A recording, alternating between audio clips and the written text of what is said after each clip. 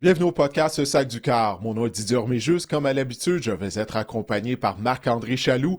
Et ensemble, on va parler du repêchage des Alouettes qui, en première ronde, ont sélectionné un joueur du Québec, Rohan Jones. On va faire un retour sur le repêchage de la NFL. C'est cette période de l'année avec les deux repêchages du côté des deux ligues. On va parler également de ces nouveaux règlements. Oui, encore une fois, du côté de la Ligue canadienne. Et on va répondre à vos questions étant donné que vous nous en avez envoyé plusieurs. Alors, sans plus tarder, Guillaume, par la musique.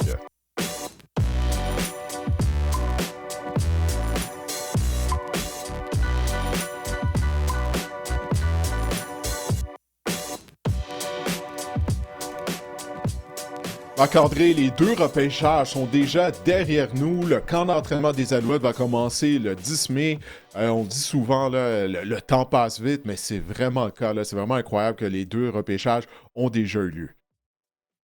Effectivement, Didier. Et on rappelle aux gens là, d'entrée de jeu de s'abonner là, sur nos différentes plateformes. On est sur YouTube via Didier Orméjus, le sac du corps, ça fonctionne aussi.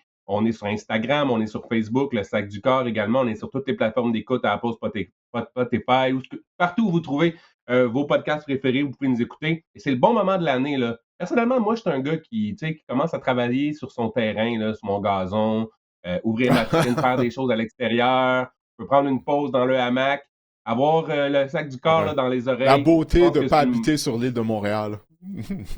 Ben, j'habite sur l'île de Montréal, mais loin. Ah oui, t'as terrain quand Mais, même. Ok, ouais, un peu plus loin, ouais, ben c'est ça. oui, ben, Pointe-aux-Trembles, Didier, il y a des espaces verts à Pointe-aux-Trembles. Pointeau. Ouais, Oui, non, c'est vrai, c'est mais l'île de Montréal, mais plus loin, là, c'est ça. T'es dans l'Est, là, ouais. on a les autobus de la ville de Montréal qui passent à la maison, Didier, je tiens à dire.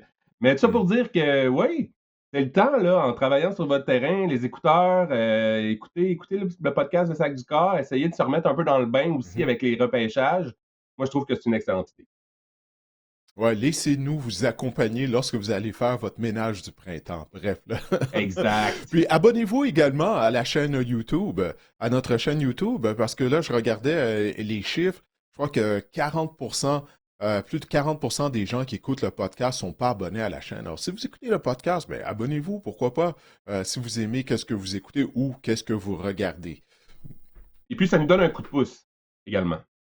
Ben oui, absolument. Absolument, définitivement. Et c'est un coup de pouce qui est apprécié. Parlons maintenant, Didier, du repêchage des Alouettes. Ça avait lieu mardi soir. Les Alouettes avaient 8 Mhm. sélections, donc 8 rondes dans le repêchage de la Ligue canadienne de football. Et en première ronde, huitième au total, ils ont repêché l'ailier rapproché de Arkansas, Rowan Jones, qui est un Montréalais, que tu as évidemment interviewé, qu'on va l'avoir plus tard dans le podcast. Mais Didier, qu'est-ce que tu as pensé de cette sélection-là? C'est sûr que Rowan Jones a signé avec les Rams durant le week-end, mais quand même, est-ce que c'est une bonne sélection de la part des Alouettes? Ouais, ben oui, je crois que oui. Écoute, Ron Jones, c'était un des meilleurs espoirs de tout le repêchage de la Ligue canadienne de football. Puis, tu sais, j'ai regardé un extrait de l'entrevue que Danny Machucha a accordé au Stade olympique après sa sélection de Rohan Jones. Puis, qu'est-ce qu'il aime, c'est la polyvalence de Rohan. Et bon, c'est un ailier rapproché qui n'est pas vraiment une position qui existe au football de la Ligue canadienne. Tu sais, je pense au Lion de la Colombie-Britannique qui utilise Javon Couture comme ailier rapproché régulièrement, mais après ça, il n'y a pas d'autres équipes. Mais qu'est-ce que Danny Machocha nous disait? C'est que justement, on va pouvoir utiliser Rohan Jones potentiellement comme ailier rapproché, peut-être comme centre arrière aussi, mais comme demi-inséré également. Parce que c'est un joueur qui est rapide, là, malgré le fait qu'il pèse près de 240 livres. Et j'ai eu la chance de l'interviewer également, Rohan, comme tu as mentionné lundi, mais également lors de la diffusion sur le site web de RDS, une fois qu'il a été repêché par les Alouettes. Et lui, ce qu'il a dit, j'ai mis la confiance qu'il avait. Il a dit, écoute, si je me joins aux Alouettes, avec le départ lancé, le waggle, on a un élan diverge à la position de demi-inséré. Il dit, avec mes qualités athlétiques, il dit, je crois pas Un qu'aucun train. demi-défensif sera en mesure de me couvrir. Oui, ça va être un train, parce qu'il est plus imposant que les demi-défensifs de la Ligue canadienne. Je suis vraiment intrigué par cette sélection des Alouettes. Encore une fois, Danny Machocha tient parole. Je me souviendrai toujours lors de son premier point de presse, lorsqu'il avait été embauché par les Alouettes. Il avait dit qu'à talent égal, on va toujours repêcher le Québécois. Puis il a toujours tenu parole depuis Danny. C'est pas juste repêcher des Québécois pour repêcher des Québécois. Là. Si tu regardes les choix de première ronde des Alouettes, de deuxième ronde depuis que Danny Machocha et ses dépisteurs sont en place, ben, on a eu du succès. T'sais, ces joueurs-là font toujours partie de la formation. Ils sont des partants au sein de l'équipe des Alouettes.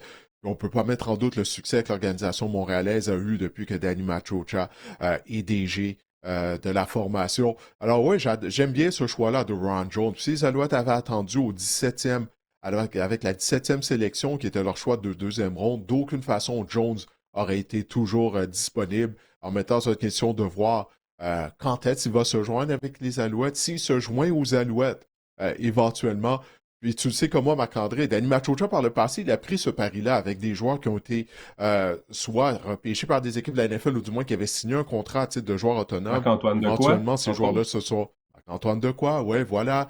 Pierre-Olivier Lestage aussi. Jonathan Sunderland, qui finalement, lui qui avait été le choix Lui, ça a premier été ronde plus des long, par Alouettes en exemple. 2023. C'est ça a pris 3 ans, mais là, finalement, il va être à Québec pour le camp d'entraînement des Alouettes. J'ai hâte, finalement, de le voir en personne. Crois-moi que mes yeux vont être rivés sur lui dès le début du camp d'entraînement, afin de voir de quoi il a l'air. Ça fait 3 ans qu'on l'attend. Donc, ça, c'est une formule que Danny Machocha a utilisée par le passé et ça a rapporté pour son équipe. Alors, on verra si ça sera le cas également avec un Rohan Jones. Ça a toujours été un peu ça, là, le repêchage dans la Ligue canadienne. On pêche un gars comme Jones, on est content qu'il y ait un contrat dans la NFL, mais avec la sélection de première ronde, tu te dis, on pense que tu vas revenir vite quand même. Donc, on aimerait ça, en tout cas, que tu vas revenir vite. Donc, c'est toujours un peu un drôle de sentiment. J'imagine que les Alouettes appuient à 100% Rowan Jones dans sa poursuite, dans sa quête de son rêve de jouer dans la NFL. Jones, c'est 21 touchés en 48 matchs dans les rangs universitaires. Il a couru un 4-7-2 aux 40 verges. Ça, c'est plus rapide, ou aussi rapide même que des receveurs de passe là, au test d'évaluation de la Ligue canadienne. Dans la NFL, on pourrait dresser un comparatif avec peut-être Carl Juszczyk, peut-être plus un centre arrière. Et au niveau de la CFL, tu en as parlé. Moi, je pense qu'on va l'utiliser comme receveur de passe. Des gars comme Nick Lewis, voire Kevin Mittal, c'est le même genre de charpente, disons ça comme ça. Là, on pourrait avoir un rôle similaire pour Rowan Jones. Pourrait devenir un couteau suisse au sein de l'attaque des Alouettes. Un J'aime gros ton exemple de suisse. Carl Juszczyk. Ouais, c'est ça. Mais pense à la façon que Carl Juszczyk, du côté de la NFL, a été déployé, utilisé. Oui, un centre arrière. Des fois, il est à la position d'ailier rapproché. D'autres fois, à la position de demi-inséré. On détache la formation. Donc, c'est ça. Il peut devenir une arme, je crois, sincèrement, au sein de l'équipe des Alouettes. Mais encore une fois, on va devoir patienter. Puis, écoute, il jouait à Arkansas, dans le SEC, ce qui est considéré, depuis 15-20 ans comme étant la meilleure conférence au football universitaire américain. Pense aux joueurs contre qui il a joué. Tu parles de joueurs qui sont éventuellement devenus des choix de première ronde dans la NFL, de deuxième ronde, qui vont faire carrière dans la NFL. Ça aussi, c'est non négligeable. Rohan Jones est habitué de compétitionner à un très haut niveau. Donc, si éventuellement il se joint aux Alouettes, il va être prêt à contribuer immédiatement. Il n'y a aucun doute là-dessus. Maintenant, en deuxième ronde, les Alouettes ont repêché au 17e rang Shakespeare Louis, un demi-défensif là, de l'université Southeastern Louisiana. Ça aussi, dans les Canadiens, le repêchage, on trouve des universités qu'on ne connaissait pas l'existence. Souvent, Southeastern Louisiana. 44 plaqués, un échappé provoqué, une interception la saison dernière, 99 plaqués en 33 matchs au total avec Southeastern Louisiana et l'université Robert Morris. Shakespeare Louis, demi-défensif, on avait clairement un besoin criant de la part des Alouettes. On a repêché 3 demi-défensifs dans ce repêchage-là? Ouais, 3. Évidemment, je vais être le premier à faire la blague. Reste à voir maintenant si Shakespeare Louis, il va être ou ne pas être un bon joueur dans la Ligue canadienne. C'est facile, ça, c'est facile. As-tu déjà lu du Shakespeare? En anglais, là, je parle, là. En anglais, non. J'ai déjà lu en français pour des cours à l'école, oui. Ouais, écoute, moi, à l'université, là, j'ai dû lire du Shakespeare dans mes cours d'anglais. Mon gars, en fait, c'est même pas de l'anglais. C'est comme si c'était une autre langue, là, complètement. En tout cas, je m'en souviens, là, j'ai eu beaucoup de difficultés. Déjà que je maîtrisais pas l'anglais, là, il me faisait lire du Shakespeare en plus. Écoute, j'étais complètement dépassé par ça, là. J'avais dû lire un livre dont je me souviens même plus le nom. Bref, mais tout ça, ouais, Shakespeare Louis, quel nom, hein, quand même, quel nom. Il est voué au Mhm. succès, je pense, avec ce nom-là, Shakespeare Louis. Mais écoute, Marc-Antoine Dequoy a pris sa retraite. Marc-Antoine Dequoy était le maraudeur partant des Alouettes, comme on le sait, depuis plusieurs années, depuis qu'il s'est joint aux Alouettes. En fait, l'année dernière, on a repêché Nate Beauchemin. En deuxième ronde, qui joue à la position de maraudeur, mais lui aussi, c'est un couteau suisse. Hein. Une chose que ce soit Danny Machocha ou Noel Thorpe, le coordinateur de la défense des Alouettes, lorsque j'ai la chance de leur parler, défensivement, eux, leur vision, c'est que les joueurs n'ont pas de position. C'est dans la mesure du possible. Mis à part les demi-coins, pour eux, là, tu dois être polyvalent. Alors, c'est ce que Shakespeare Louis amène. Et comme je le disais tout à l'heure, Nate Beauchemin a été repêché en deuxième ronde l'année dernière. Il a subi une fracture à un bras qui a fait en sorte qu'il a raté principalement toute la deuxième moitié de la saison des Alouettes, du moins une bonne partie de la saison 2025. Donc, je me mets à la position à la retraite de Marc-Antoine Dequoy. Ben, on a besoin de demi-défensif du côté de la tertiaire des Alouettes. Alors, c'est ce qu'on a fait. On ajoute de la profondeur à ce groupe de joueurs avec la sélection de Shakespeare Louis en deuxième ronde. En troisième ronde, les Alouettes ont ajouté un receveur de l'Université du Manitoba, Nathan Udo. Il n'y a pas beaucoup de production là, avec les Bisons de la part de Udo parce qu'on disait qu'au Manitoba, c'était une attaque qui était prédominante au sol, mais c'est un gars qui a été bon au test de la Ligue canadienne de football. Il mesure 6 pieds 1, 215 livres. Il a un bon saut vertical également. Je pense que d'ajouter du talent canadien au sein du groupe de receveurs, c'est jamais une mauvaise idée là, de la part de Danny Machocha. Oui, définitivement. Tu sais, bon, c'est un physique intéressant, quand même, 6 pieds 1 pouce, 215 livres. Ouais. Puis, faut pas oublier, on a Tyson Philpott, qui est notre receveur canadien vedette, mais ça prend également de la profondeur derrière lui. Parce que Mais si on a des petits Philpott tombe receveurs, au Didier. combat, Speaker, c'est pas oui, oui, gros. Speaker, une bonne charpente. Quand tu le vois en personne, là, c'est sous-estimé. Je me OK. souviendrai toujours la première fois que je l'avais interviewé, j'étais comme, puis là, il marchait vers moi, j'étais comme, oh, un instant. Il est plus imposant physiquement que tu peux le On penser. pense. Cole the OK. Speaker. Ouais, ouais, ouais. M'excuse, Cole. Définitivement. Ouais, ouais. Mais écoute, on parle de receveur américain, toutefois, en Cole the Speaker. Mais ce que Mhm. j'ai à dire, fallait ajouter, je crois, de la profondeur à la position de receveur de passe canadien du côté des Alouettes. Faut pas oublier qu'on a un choix au repêchage là, dont le nom m'échappe. L'année dernière, j'avais trouvé qu'il avait fait belle figure lors du camp d'entraînement des Alouettes. T'sais, on a souvent tendance à oublier les choix au repêchage du passé, là, parce que ces joueurs-là n'ont pas nécessairement tenu de temps de jeu lors de leur première saison. Donc c'est ça, mais décidément, il fallait ajouter de la profondeur en termes de receveurs canadiens du côté des Alouettes. Alors c'est ce qu'on a fait avec cette sélection de Udo. On a également la retraite de Sean Thomas Arlington, ce qui fait que les Alouettes, au quatrième tour, se sont Oui, tournés vers un porteur de ballon de l'Université Windsor en Ontario, Liam Talbot. Ce qui est fascinant avec Talbot, c'est que, premièrement, c'est un gars qui n'avait pas été invité au test d'évaluation officiel, disons ça comme ça, ou de la Ligue canadienne de football. Il a dû passer par une invitation pour des tests préliminaires pour ensuite recevoir son invitation. Il était un des 8 joueurs qui avait couru un 4-5-1. Bref, il avait reçu une invitation à la suite de son 40 verges ou de sa bonne journée. Et ce qui est intéressant aussi, c'est qu'il était le réserviste à Wegby Mumbo, qui était l'an dernier avec l'Université de Windsor, mais on l'a trouvé plus rapide et plus impressionnant au test d'évaluation. Et imagine-toi donc qu'il a été repêché avant le porteur de ballon partant de Windsor la saison dernière. Donc ça, c'est intéressant. Talbot, il a une moyenne de 7,2 verges par course. Il peut également retourner des bottées, également être utilisé comme receveur. Moi, je le vois un peu, là, peut-être une utilisation peut-être similaire. Il n'est pas gros, 5 pieds 11, moins de 200 livres, mais 215 livres, pardon, 5 pieds 11, 215 livres. Mais je vois peut-être un, ah, c'est un, une bonne un Travis charpente. Tice canadien, là. Ouais. Ah, mais tu fais bien de mentionner la En- retraite en- de Sean Thomas Hurlington, parce que ça te prend un porteur de ballon canadien.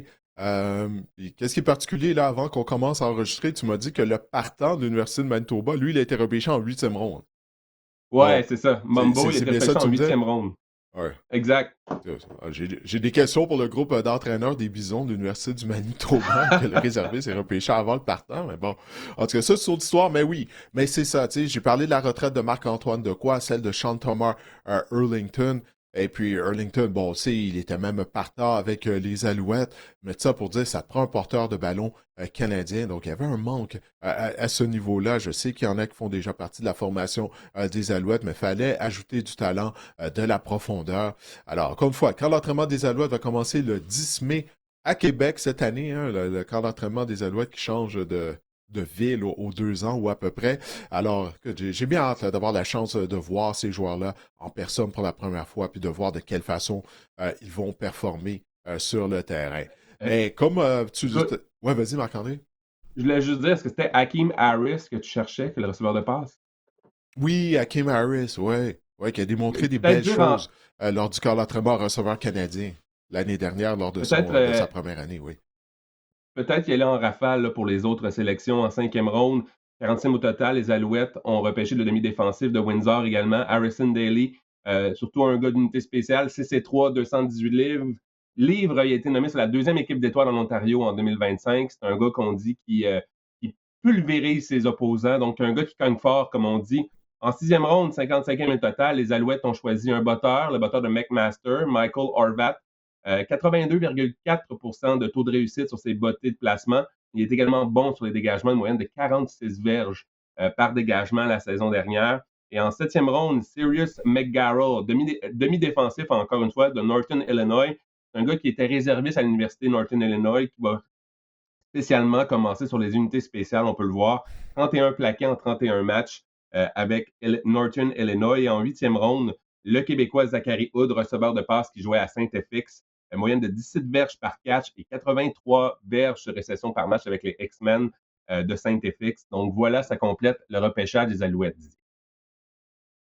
Oui, par chance, j'ai eu l'occasion de m'entretenir avec Rohan Jones. On a enregistré l'entrevue lundi, donc bien sûr, le repêchage de la Ligue canadienne n'avait pas encore eu lieu.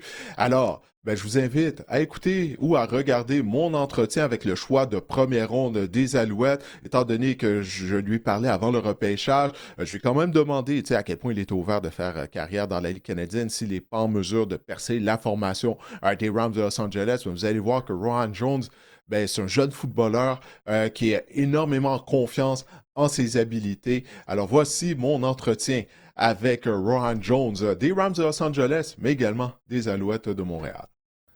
Ben, Rohan, tout d'abord, félicitations. Tu as été en mesure de recevoir une offre de contrat par les Rams de Los Angeles. Mais tout d'abord, dis-nous comment tu as vécu ce week-end du repêchage de la NFL en espérant bien sûr être repêché et ensuite de ça, le processus qui t'a mené à signer avec les Rams.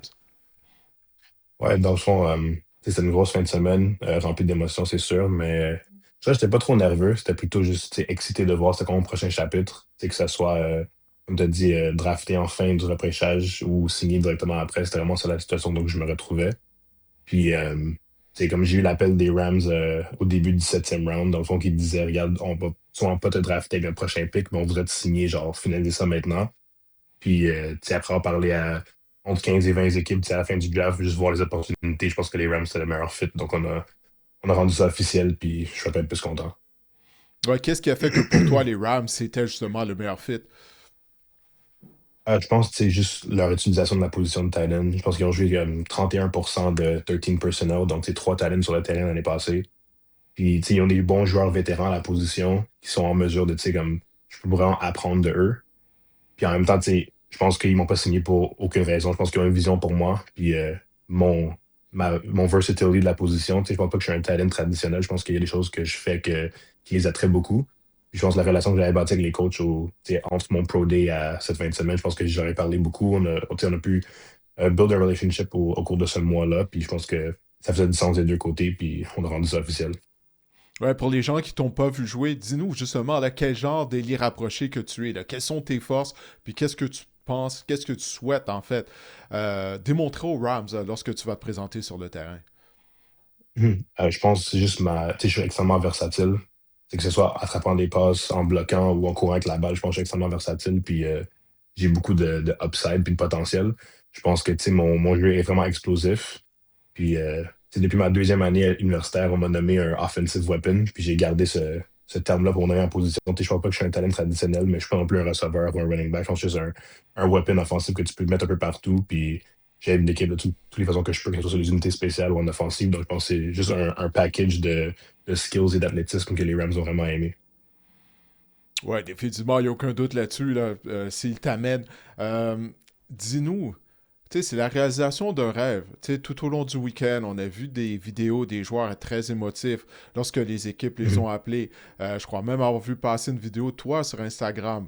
Tu sais, lorsque tu étais au téléphone, lorsque tu as eu le coup de fil d'une vie, là, tu sais, Mhm. c'est la raison pour laquelle tu as travaillé aussi fort depuis que tu as commencé à jouer au football.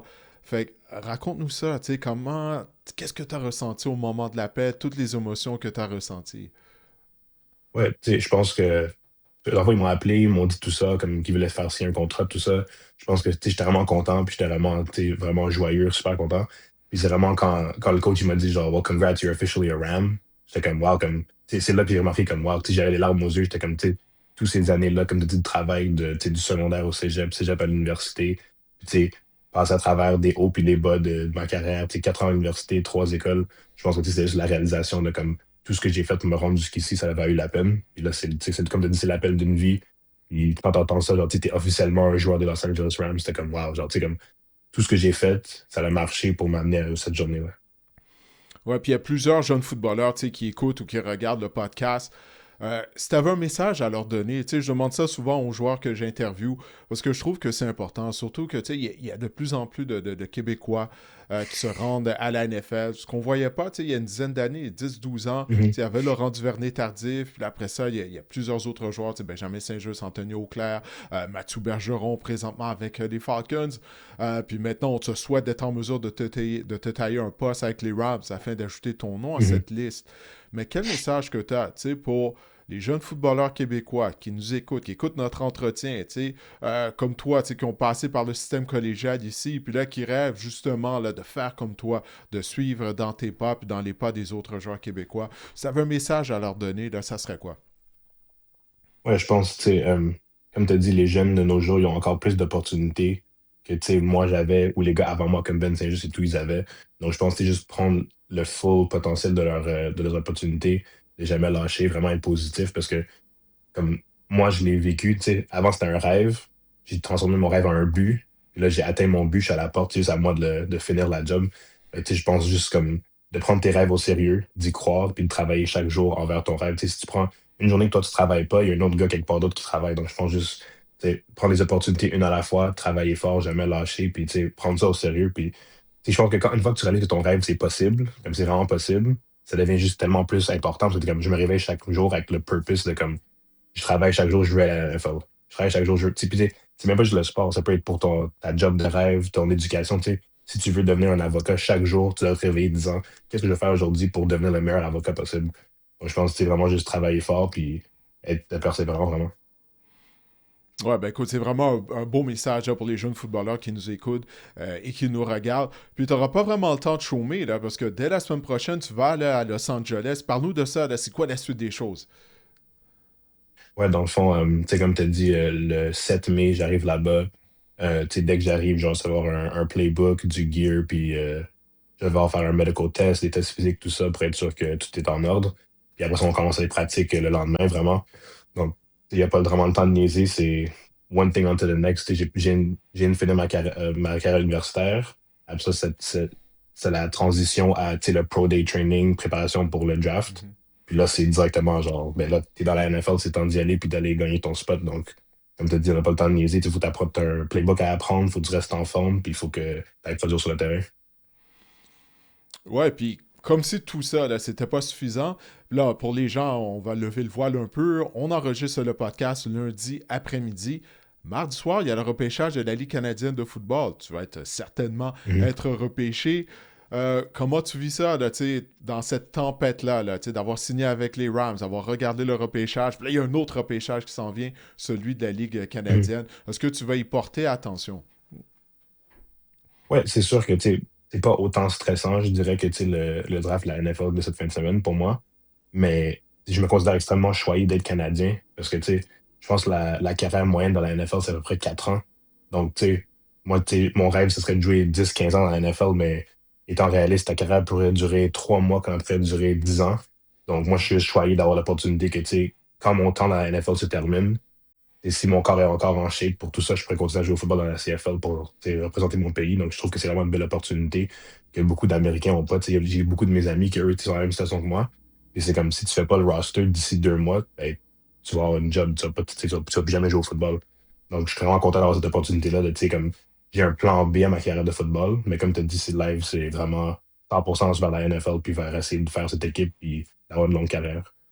Ouais, ben écoute, j'espère que tu profites à 100% des moments présents, là, parce que c'est pas tous les jours tu sais, Mhm. qu'on a l'opportunité de signer avec une équipe de la NFL, d'être repêché dans la Ligue canadienne. Tu sais, c'est vraiment des moments excitants qui vont arriver seulement une fois dans ta vie. Mhm. Donc j'espère que tu en profites pleinement.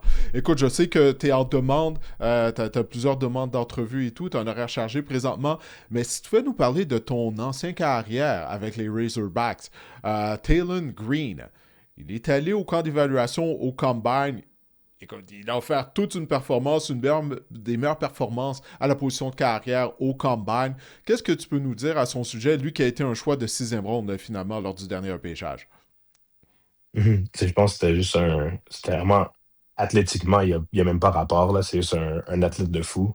Puis je pense que, tu sais, en plus d'être un athlète de fou, c'est un bon leader, c'est un bon carrière, puis encore une meilleure personne. Donc, tu sais, moi, je lui souhaite tout le meilleur. C'est sûr, j'aurais aimé continuer à jouer avec lui, c'était vraiment un bon carrière, puis on avait une bonne connexion, moi, puis lui. Mais, tu sais, je lui souhaite tout le meilleur, puis j'ai aucun doute que sa carrière avec les Browns va durer longtemps dans la NFL parce que tout un athlète, comme tu as dit, puis avec le coaching de niveau NFL, c'est sûr qu'il va monter son niveau de jeu, puis il va continuer à s'améliorer, puis athlétiquement, comme tu as dit, tu sais, il est du niveau de Lamar Jackson, Michael Vick, puis tous les meilleurs carrières athlétiques qu'on a vus de l'histoire, vraiment. Ouais, ben écoute, c'est un des auditeurs qui avait cette question-là. Il voulait en savoir plus sur Taylor Green. Alors, on va voir, on va le suivre, bien sûr. Comme on va te suivre au cours des prochaines semaines, des Sûr. prochains mois, et également des prochaines années, on l'espère, au sud de la frontière, du côté de la NFL. Écoute, Rohan, je vais te laisser y aller. Merci beaucoup de m'avoir accordé de ton temps aujourd'hui. Merci à vous. Merci de m'avoir accueilli aussi. All right, un gros merci. Yes, sir. Pas de trouble. Un gros merci. J'apprécie. Je suis content d'avoir eu l'opportunité de te parler finalement. Je t'ai suivi sur les réseaux sociaux et tout, ta carrière. Je sais que tu avais accordé une entrevue à RDS au cours de l'automne, je crois. Mais écoute, Oui, oui. ouais, c'est ça. Ben écoute, je vais te laisser aller, mais je te souhaite la meilleure des chances, man. Tu sais, comme j'ai dit durant Yes, sir. l'entrevue, profite de ce moment-là. Là. Tu sais, t'as travaillé fort, man. Tu sais, écoute, moi j'ai eu l'occasion d'être repêché dans la Ligue canadienne, ça fait très, très, très longtemps. Mais tu sais, ça, personne ne peut te l'enlever. Tu sais, Exact. Ouais. personne ne peut te l'enlever d'être repêché, de signer avec une équipe. C'est comme tu l'as dit, là, plusieurs de tes coéquipiers, pour eux, c'est déjà la fin de la route là, en termes de football. Mhm. Toi, tu as l'opportunité avec les Rams, on va voir qu'est-ce qui va arriver du côté de la Ligue canadienne, mais tu sais, profites-en. Merci. Ben, Parce que t'as tout la, à fait raison, comme tu as dit. Comme tu as dit, personne ne peut t'enlever ça, puis c'est le moment qui compte. Donc, vraiment, juste le prendre à 100%, puis run with it. Oui, absolument. Absolument, man.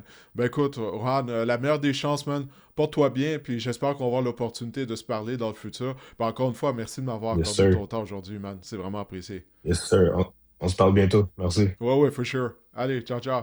Alors Didier, hier, grosse nouvelle dans la Ligue canadienne de football. On a annoncé un nouveau format des éliminatoires à compter de la saison 2027. Didier, un format qui a été accueilli de façon mitigée, en tout cas à première vue, hier là, sur les médias sociaux et tout. Alors, professeur Didier, je te laisse expliquer aux auditeurs ce qui en est avec le nouveau format des éliminatoires, le mieux que tu peux en tout cas. Ouais, ben avant même là d'en parler, Marc-André, pourquoi sortir, faire cette annonce-là l'après-midi du repêchage? Parce que là, tu mets de l'ombre sur un de tes plus gros événements. Puis je sais, le repêchage de la Ligue canadienne, c'est pas relevé comme celui de la NFL, mais quand même, pour la Ligue canadienne, c'est son repêchage. Les équipes sélectionnent de nouveaux joueurs. Tu espères que certains de ces nouveaux joueurs-là vont donner le visage des concessions à travers la Ligue canadienne et par conséquent des joueurs étoiles, des visages de la Ligue. Puis là, tu sors une grosse nouvelle qui met de l'ombre sur ton repêchage, qui met de l'ombre sur cette belle journée pour les joueurs qui voient un rêve devenir réalité, d'être sélectionné par une équipe professionnelle. Puis même lorsqu'on avait annoncé, souviens-toi, l'automne dernier, les nouveaux règlements, c'est arrivé de nulle part. Puis encore une fois, ça arrive de nulle part. Ça a mis de l'ombre sur le repêchage. le timing de tout ça. En plus, ça fait des semaines qu'il ne se passe rien dans les actualités, au niveau des actualités de la Ligue canadienne de football. Alors pourquoi on n'en a pas profité pour faire parler de nous il y a quelques semaines, quand c'était très tranquille? Pourquoi sortir ça la même journée que de ton repêchage? Est-ce que tu verrais la NFL, Marc-André, sortir avec faire une annonce de la sorte, la journée du repêchage, tu sais, la journée de la première ronde là, du repêchage? Absolument pas. Donc, tout d'abord, il y a le timing de ça qui, moi, je trouve que c'était extrêmement bizarre. C'est comme ça on s'est mis nous-mêmes les bâtons dans les roues. Bref, ça, c'est peut-être sujet à une autre conversation. Mais pour ce qui est de la formule des éliminatoires de la Ligue canadienne, qui sera appliquée, cette nouvelle formule, dès la saison prochaine, dès la saison 2027, il faut le préciser, 8 des 9 équipes vont maintenant participer aux éliminatoires. 8 des 9 équipes. C'est pas une erreur. 8 des 9 équipes. Ben, il faut, parce que c'est la première chose qui m'a sauté aux yeux. Lorsque j'ai lu le communiqué de presse, j'allais voir une vidéo qu'il y avait sur la page YouTube de la Ligue canadienne, ça commence par ça. 8 des 9 équipes. Marc-André, déjà que la saison régulière de la Ligue canadienne, c'est 18 matchs, 21 semaines. Puis qu'on éliminait seulement 3 équipes sur 9 après 21 semaines. Mais là, tu vas juste en éliminer une seule. Ça fait pas de sens à mes yeux. Je m'excuse. Parce que là, tu enlèves toute la valeur à la saison régulière d'une certaine façon. La saison régulière, qu'est-ce qu'elle veut dire maintenant? Maintenant que 8 des 9 équipes vont participer aux éliminatoires. Qu'est-ce que tu penses de ça? T'sais, on ne vient pas de retirer de la valeur à la saison régulière. La saison régulière ne veut rien dire. Ça veut dire qu'en 2025, les Argonauts de Toronto auraient participé aux éliminatoires. Imagine-toi. Écoute, je comprends le point, là, puis c'est surtout le point qui ressort là, depuis hier, mais je veux dire, il y a encore un avantage à terminer au premier rang puis au deuxième rang. Là. Si on explique aux gens, donc, les 2 premières équipes de chaque division vont jouer entre elles un genre de premier tour éliminatoire et l'équipe gagnante va s'en aller directement en demi-finale de la Ligue canadienne. Donc, en finale, je veux dire, ce qui était l'équivalent de la finale de l'Est, finale de l'Ouest la saison dernière. Et l'équipe perdante va attendre le gagnant des positions 5 à 8 pour ensuite avoir un autre match puis un autre tour. Bref, je pense quand même, je comprends l'idée d'éliminer une seule équipe, puis je peux comprendre l'idée de dévaloriser un peu la saison régulière, mais il y a quand même un sérieux avantage à terminer au premier rang de ta division lors des 2 premiers rangs, tu peux t'éviter un long parcours. Ça serait bénéfique là, pour une équipe de la CFL là, à ce niveau-là. Je vois encore un avantage. Mais on l'avait déjà, ça. On l'avait déjà en terminant au premier rang. Mais on l'avait déjà, ça, pour les équipes qui terminaient au premier rang, les 2 équipes championnes de division. Elles avaient déjà un congé. Donc, il y avait déjà une récompense. Il y avait déjà une récompense pour terminer au premier rang. Puis là, l'équipe perdante de ce duel entre les 2 premières positions lors de matchs éliminatoires ne sera même pas éliminée. Parce que comme tu l'as dit, elle va affronter une des autres formations qui s'est qualifiée en éliminatoire. Tout ça, on nous dit que c'est inspiré du curling. Je m'excuse. Je ne vais pas regarder du côté du curling pour trouver des bonnes idées, là, personnellement. En tout cas, ça, c'est mon choix personnel. Mais tout ça pour dire, c'est ça. Donc, l'équipe ne sera même pas éliminée après avoir perdu un match éliminatoire. Puis en plus de ça, là, tu ajoutes un autre match. Clairement, la santé des joueurs, ce n'est pas une priorité. Déjà que le calendrier de la saison régulière est extrêmement compressé du côté de la Ligue canadienne. On a régulièrement de courtes semaines. On voit à quel point c'est taxant. Non, c'est pas de ça que je parle. Je parle du calendrier compressé. Le calendrier va tout de même être compressé. Là. C'est ça la réalité de la Ligue canadienne, Marc-André. Combien de fois les équipes jouent des matchs avec 5 jours de repos seulement? Avec 4 jours de repos, les joueurs, tu le vois à quel point c'est taxant sur eux. Puis je mentionne même pas les voyages. T'sais? Puis là, tu ajoutes un autre match éliminatoire. Tu rajoutes une ronde éliminatoire, un match de plus, un calendrier où tu as déjà 18 matchs de saison régulière, 2 matchs préparatoires, c'est 20 matchs de football. C'est énorme, c'est taxant sur le corps, le football. T'sais? Là, tu en ajoutes un autre. Puis le but de tout ça, j'imagine, ça doit être d'avoir un match éliminatoire de plus, c'est à la télé et tout, afin d'augmenter les revenus. Augmenter les revenus, c'est tout le temps la réponse à tout, c'est souvent l'argent. Mais quand tu te mets à chasser l'argent, des fois, tu commets des erreurs en cours de route. On va voir qu'est-ce que ça va donner. Mais tout ce que je sais, c'est que là, la saison régulière de la Ligue canadienne a beaucoup moins de valeur. Là, tu l'as mentionné, la saison a commencé plus tôt également. Le repêchage va avoir lieu plus tôt. Maintenant, le repêchage avec canadienne, à compter de 2027, aura lieu avant celui de la NFL.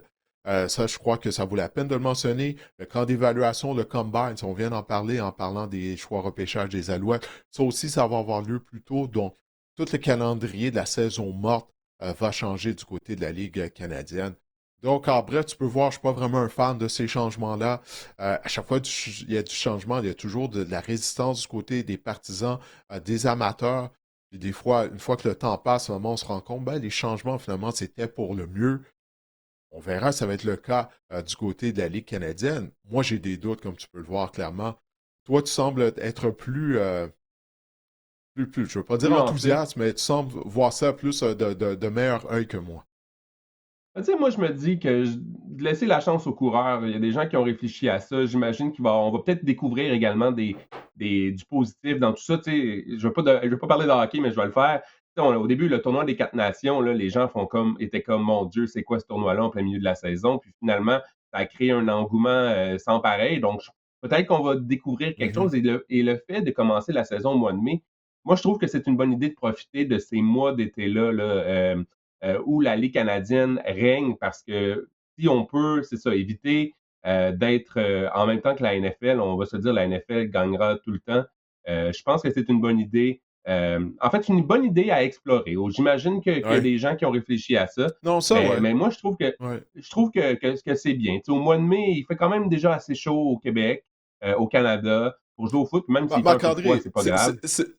c'est pas moi qui va se plaindre de ça, là. Le fait que la saison commence plus tôt, ça va éviter que le match à Coupe Grey soit joué plus tard. Ça, c'est quelque chose que ça fait des années que la Ligue canadienne tentait d'éviter. Tu sais parce que j'ai été à Regina, en Saskatchewan, là, il y a quelques années, lorsque le match à Coupe Grey a eu lieu. Tu sors de l'avion, puis il fait moins 25. Tu sais, c'est froid, c'est pas vraiment plaisant pour aller aux activités. Il fait tellement froid. Donc ça, c'est quelque chose qu'on veut éviter du côté de la Ligue canadienne. Tu fais bien de le mentionner parce que oui, c'est vrai, ça, c'est un changement, je pense, pour le bien de commencer plus tôt. Puis surtout, ça va m'éviter de me geler les fesses sur des lignes de côté. Maintenant que la saison, je crois, le match à Coupe Grey va avoir lieu le 7 novembre en 2027. Donc, ouais, non, tu fais bien de le mentionner. Ça, c'est un positif. On va voir, tu sais. Puis j'aime ta comparaison avec le tournoi des 4 nations. C'est vrai qu'il y avait. Les gens se disaient, c'est quoi ce tournoi-là? Puis ça a amené énormément d'engouement. Puis également les codes d'écoute que la Ligue nationale de hockey a Ouais. eu. Donc, c'est ça. Le temps nous le dira si ben, ça va s'avérer être une bonne décision par la Ligue canadienne. Mais en date du 29 avril, au lendemain de cette annonce-là, je peux pas m'empêcher d'être pessimiste. Puis j'espère que je vais avoir tort, puis que ça va s'avérer être une bonne décision de la part du commissaire et des gouverneurs de la Ligue canadienne. C'est sûr que les puristes là, de la Ligue canadienne de football là, on les shake depuis, depuis la nomination du Ouais, nouveau ils commissaire. se font Là, brasser, hein? avec tout... Ouais. Mais écoute, il faut laisser la chance aux coureurs. Je comprends l'idée. Écoute, la Ligue canadienne, on veut augmenter nos revenus, puis on peut. Tu sais, il y a des équipes qui sont en difficulté, on attire moins qu'on attirait, on essaie de se rajeunir également au niveau du produit. On essaie des choses. Écoute, on trouvait que le gouverneur, le commissaire passé, il faisait pas grand-chose, mais au moins, là, on essaie, côté de la Ligue canadienne, d'améliorer le produit. C'est sûr que ça fait une grosse césure là, avec beaucoup de règlements. Tant au niveau de règlements, au niveau des formats éliminatoires, ça fait une grosse césure avec le passé. Mais écoute, moi, je laisse la chance aux coureurs, puis j'ai hâte de voir ce que ça va donner. Mais oui, à première vue, je peux comprendre la grogne là, de la part des partisans quand même. Ouais, 8 équipes sur 9. Ça, j'en reviens toujours pas. Ça, j'ai vraiment hâte de voir ça. Là. J'essaye, là, tu m'as presque convaincu là, d'être plus positif face à tout ça. Mais 8 équipes sur 9 qui vont participer aux éliminatoires après 21 semaines, ça, on peut pas me convaincre que ça va enlever de On la peut se valeur demander, à la Didier, saison régulière. si- on peut se demander si c'est à moyen terme, l'objectif est de monter le nombre d'équipes. Là. On a des rumeurs à Halifax. Si avec ce genre de format-là, on prépare le terrain pour ajouter une ou deux équipes, là, peut-être, à tout le moins. Ouais, mais j'y ai pensé moi aussi, mais au mois de novembre dernier, là, il n'y a pas longtemps, là, la question a été posée au commissaire. Puis il a dit non. Depuis que le nouveau commissaire Stewart est en poste, à chaque fois qu'on lui a parlé d'une expansion potentielle, il dit tout le temps non, c'est pas dans les plans. Donc, C'est ça, là, tu sais. Puis la question lui a été posée pour le marché de Québec. Est-ce qu'on envisageait peut-être d'ajouter une 10e équipe à Québec? Ça, c'est au mois de novembre, là, il n'y a pas si longtemps que ça. Puis il avait dit non, que c'était pas dans les plans de la Ligue canadienne. Alors, elle est où cette 10e équipe-là? Tu sais, c'est le Canada, là. On n'est pas aux États-Unis. Il n'y a pas une centaine de marchés, là. Tu sais, il n'y a pas une quarantaine de marchés potentiels, là. Tu sais, donc, c'est pas au Mhm. Maritime, c'est pas à Québec, ça va être où? Tu sais? Puis là, je peux te garantir au cours des prochaines semaines, en passant, là, il y a des gens qui vont dire, ah, ben, les Alouettes tiennent leur camp d'entraînement à Québec pour tester le marché. Non, c'est pas ça du tout, là. Ça n'a aucun rapport, ça n'a aucun lien avec ça. Mais non, en tout cas, comme tu dis, on n'a pas le choix que de donner une chance aux coureurs. Moi, je couvre les activités de la Ligue canadienne comme travail, alors je souhaite du succès à cette ligue-là. Plus la Ligue canadienne va connaître du succès, ben mieux ça va être pour moi personnellement, pour toi, pour les gens qui nous écoutent, qui nous regardent, qui sont des mordus de football. Donc, on va voir qu'est-ce que ça va donner, mais pour l'instant, ouf. Il y a certains aspects, tu sais, que je vais devoir le voir pour le croire, là, tu sais. Effectivement. Effectivement. Bon, ben, parfait, Marc-André. Écoute, je vais inviter les gens à aller faire un tour sur le site web de la société Alzheimer's. C'est une cause que j'ai à cœur étant donné que ma mère souffrait de cette terrible maladie. Et le 31 mai, ben, il va y avoir la marche pour l'Alzheimer dans la région de Montréal. Ça va avoir lieu au parc Angrignon, mais il va y avoir des marches à travers le pays. Alors, on vous invite à vous joindre, à poser ce geste de solidarité envers les 500 000 Canadiens et Canadiennes vivant avec un trouble neurocognitif. Tu sais, on parle d'un demi-million de personnes à travers le pays qui ont des troubles neurocognitifs. Et puis, ce chiffre-là, malheureusement, ben, ça va juste augmenter avec le temps. Mais venez leur donner un petit coup de main à eux, à leurs proches aidants, dimanche le 31 mai. Vous pourrez participer en marchant dans votre propre quartier, vous joindre au groupe, au parc en Grignon, en famille, entre amis ou en solo. Alors, tout le monde est bienvenu. Je vous invite à aller sur le site de la Société Alzheimer's de Montréal afin de vous inscrire à la marche ou tout simplement de faire un don afin de venir en aide aux gens et aux proches aidants qui souffrent de cette terrible maladie. La marche pour l'Alzheimer, eh bien, aura lieu le 31 mai au parc en Grignon. J'espère vous y voir parce que moi, je serai là avec ma famille, avec ma sœur notamment, afin de participer à cette marche. Passons maintenant aux actualités de la NFL, Didier. Parlons du cas de Mike Vrabel, puisqu'il le faut. Ouf. Que Mike Vrabel Ouais. sera toujours l'entraîneur-chef des Patriots au début de la prochaine saison. Ouais, on en a parlé un peu, là, j'avais mentionné un peu lors du dernier épisode, lorsqu'on était accompagné par Brian Arelimana. J'imagine que vous êtes au courant, hein? Si vous êtes des mordus de football, cette histoire-là de Mike Vrabel avec la reporter anciennement de The Athletic, Diana Rossini. Euh, bon, pourquoi on n'en a pas parlé plus tôt au podcast, Marc-André? Tu sais, il y a des photos qui ont fait surface. Euh, de Vrabel qui était en compagnie de Rossini. Bon, clairement, ils se fréquentaient alors que les deux étaient mariés. Là, je me disais, bon, est-ce qu'on va parler de ça au podcast? C'est leur vie personnelle, même si ça fait le tour des réseaux sociaux. Mais là, le fait que ça pourra avoir un impact sur la prochaine saison des Patriots, je pense qu'on n'a plus le choix d'en parler. Parce que à tous les jours, depuis que cette histoire-là est sortie, Marc-André, c'est comme si ça sort au compte-gouttes. Il y a tout le temps des nouvelles photos. Hier, c'était une vidéo de Mike Vrabel dans un aéroport, puis des gens allaient lui poser des questions sur qu'est-ce qui se passe. Puis éventuellement, si ça n'arrête pas, là, si ça n'arrête pas de tâcher l'organisation des Patriots, c'est ça. Est-ce que Vrabel pourra continuer d'être l'entraîneur-chef des Patriots? Je sais que ça peut paraître peut-être gros de dire ça, ça peut paraître ridicule parce que, hey, c'est juste au mois de février, là, il y a moins de 3 mois que les Patriots participaient au Super Bowl. Mais là, les choses ont vraiment changé. Alors, c'est ça la question que je me pose. Il y a même une rumeur qui circule que si Vrabel décide de démissionner de son poste d'entraîneur-chef, il pourrait être remplacé par Mike Tomlin même. Je ne sais pas si tu as vu ça. Donc, la machine à rumeurs est partie. Tu sais, il faut garder un œil sur ce dossier-là parce que il y a du maraudage potentiel qui aurait pu être fait par Vrabel, par l'entremise de Diana Rossini.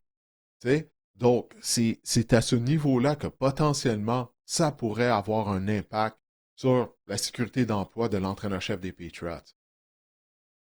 Là, écoute, la police d'Internet se met à remonter le temps là, de façon incroyable, c'est puis fou, on hein? sort des affaires.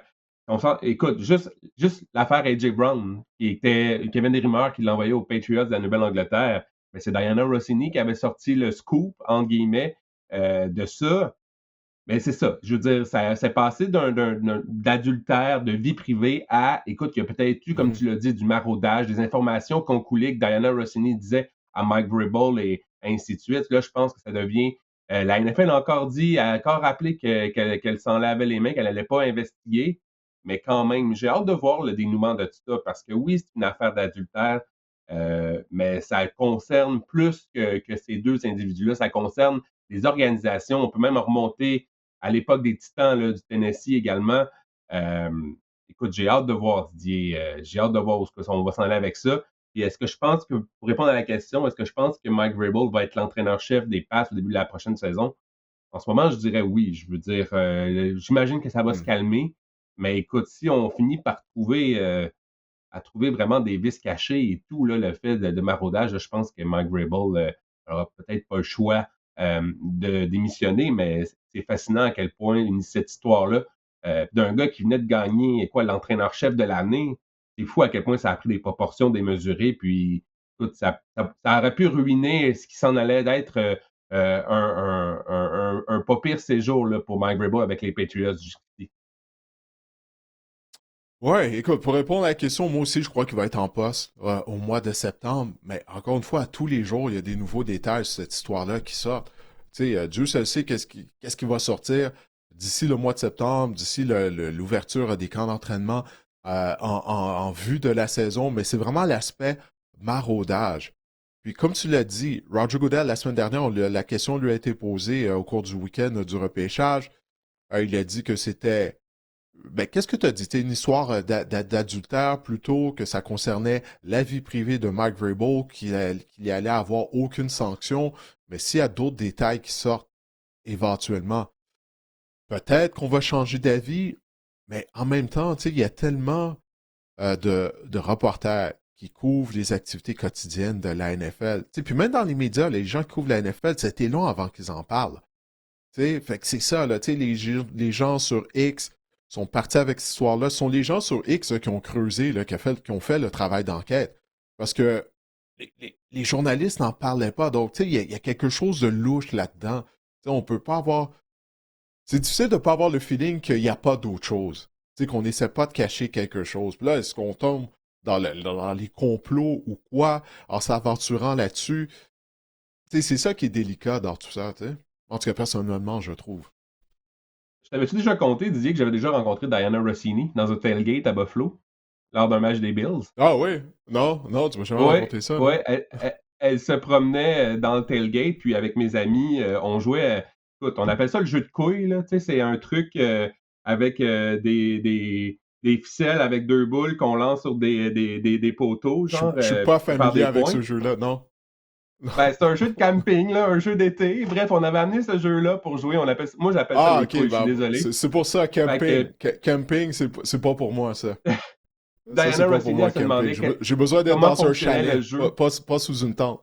Ouais. Diana Rossini, elle se demandait Excuse-moi. comment fonctionnait notre jeu. Puis elle nous a posé des questions à savoir comment ça fonctionne le jeu. On dit comme des six de jeu de couilles, finalement, sans savoir à l'époque, Comment elle t'as jouait déjà traduit aux ça? couilles d'une autre façon. Ah, Des non, non, Marc-André, non, non. On va pas tomber dans ce genre d'humour-là, là. Ah, On c'était va juste pas une tomber petite dans ce blague. genre d'humour-là. Mais J'ai. c'est juste la coïncidence du nom du jeu, puis là, avec tout ce qu'on sait de cette Ouais. histoire-là. Ouais, c'est ça. C'était juste ça que je voulais dire. Mais écoute, comment je l'ai traduit, je m'en souviens pas, mais c'était difficile à traduire en anglais. Ball. Non, je me souviens pas comment on avait fait Ouais. ça, là, mais Non. c'est là que les francophones. Ouais. C'est là que les francophones, on a de la misère. Là. On fait comme.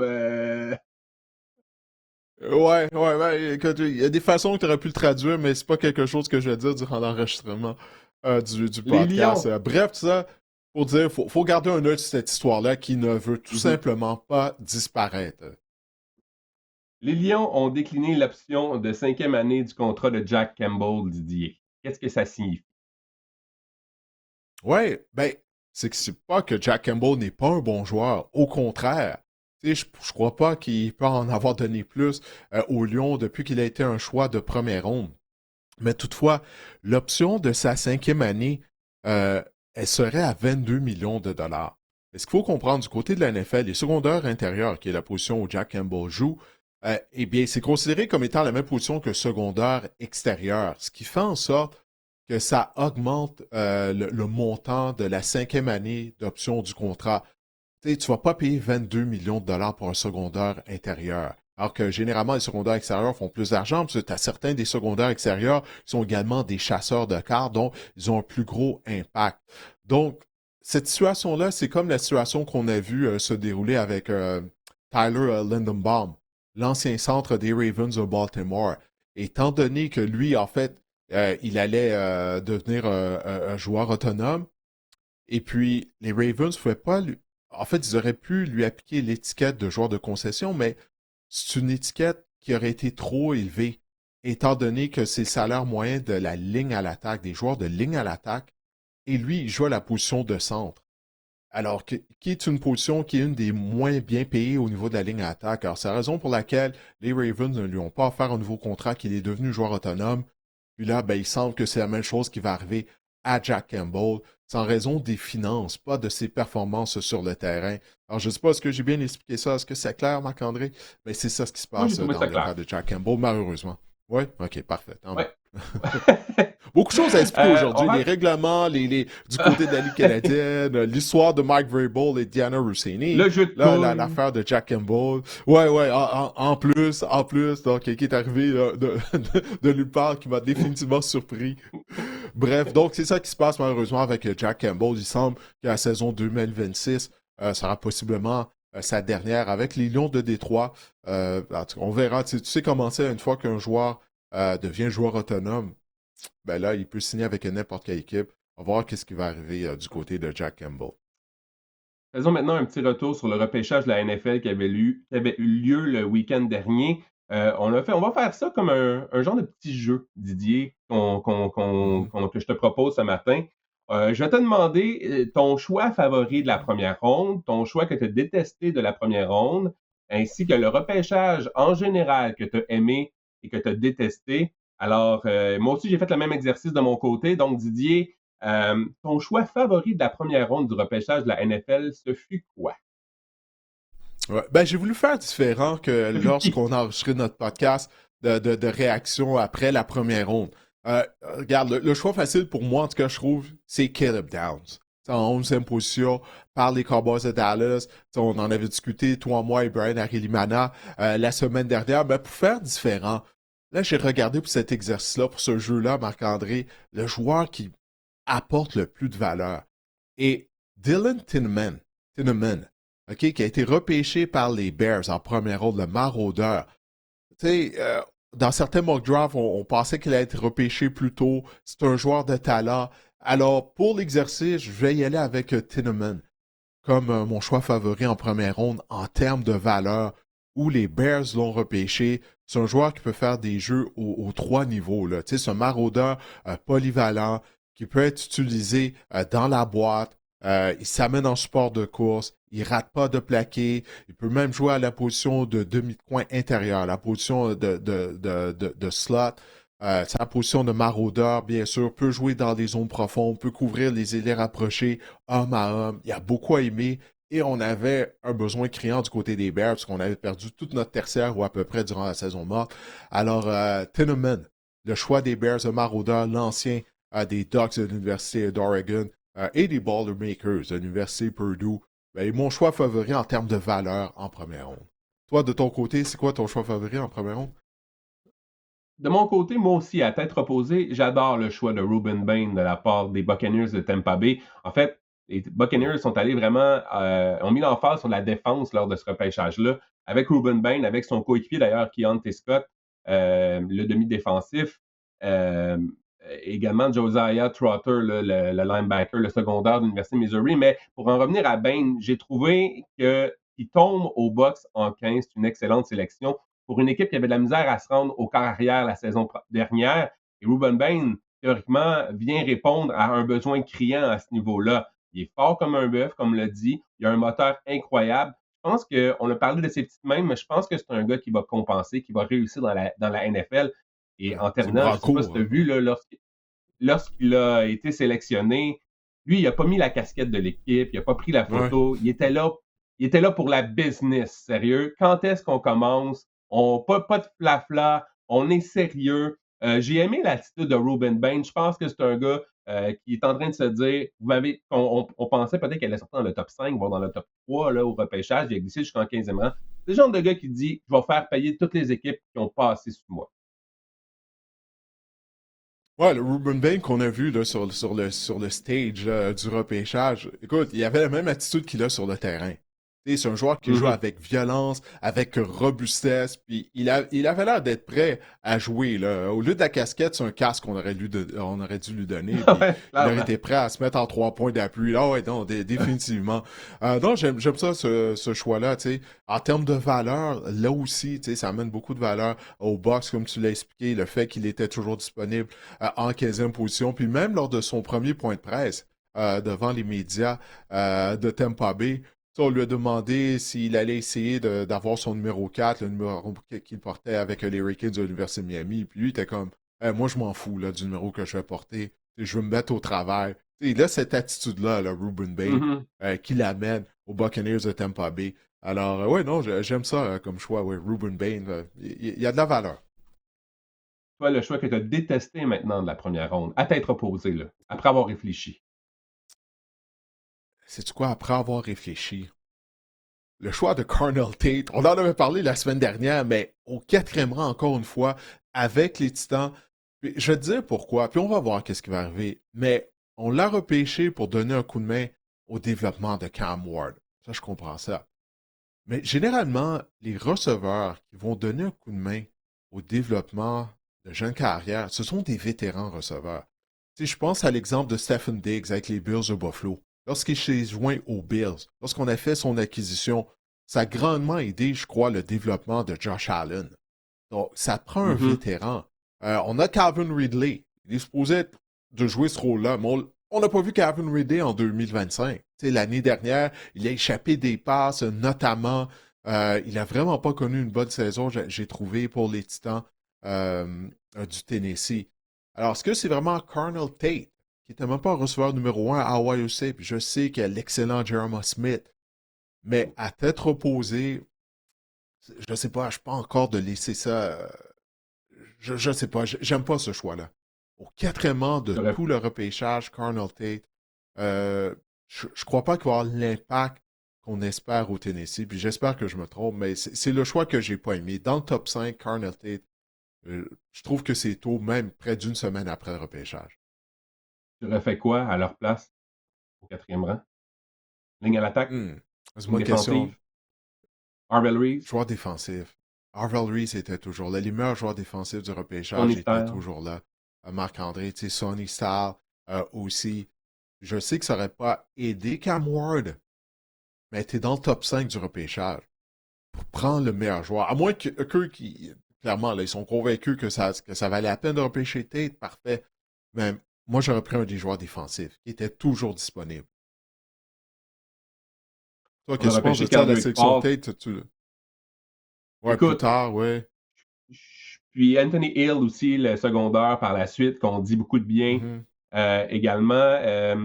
J'ai trouvé ça audacieux, mais je peux comprendre. Parce que alors là, moi je suis d'avis qu'il faut bâtir par les tranchées, encore une fois, puis je pense qu'on essaie d'accélérer le processus. Sauf que Carnell Tate représente un profil qu'on n'avait pas du côté des Titans. On n'avait pas ce genre de profil-là. On a Calvin Ridley, qu'on a signé d'ailleurs, mais je pense pas que c'est une solution à long terme. Puis je pense que si sur la liste des Titans, Carnell Tate est le meilleur receveur de passe, peut-être, tu sais, je veux dire, on manque ce genre de receveur-là. J'ai pas détesté, j'ai pas aimé.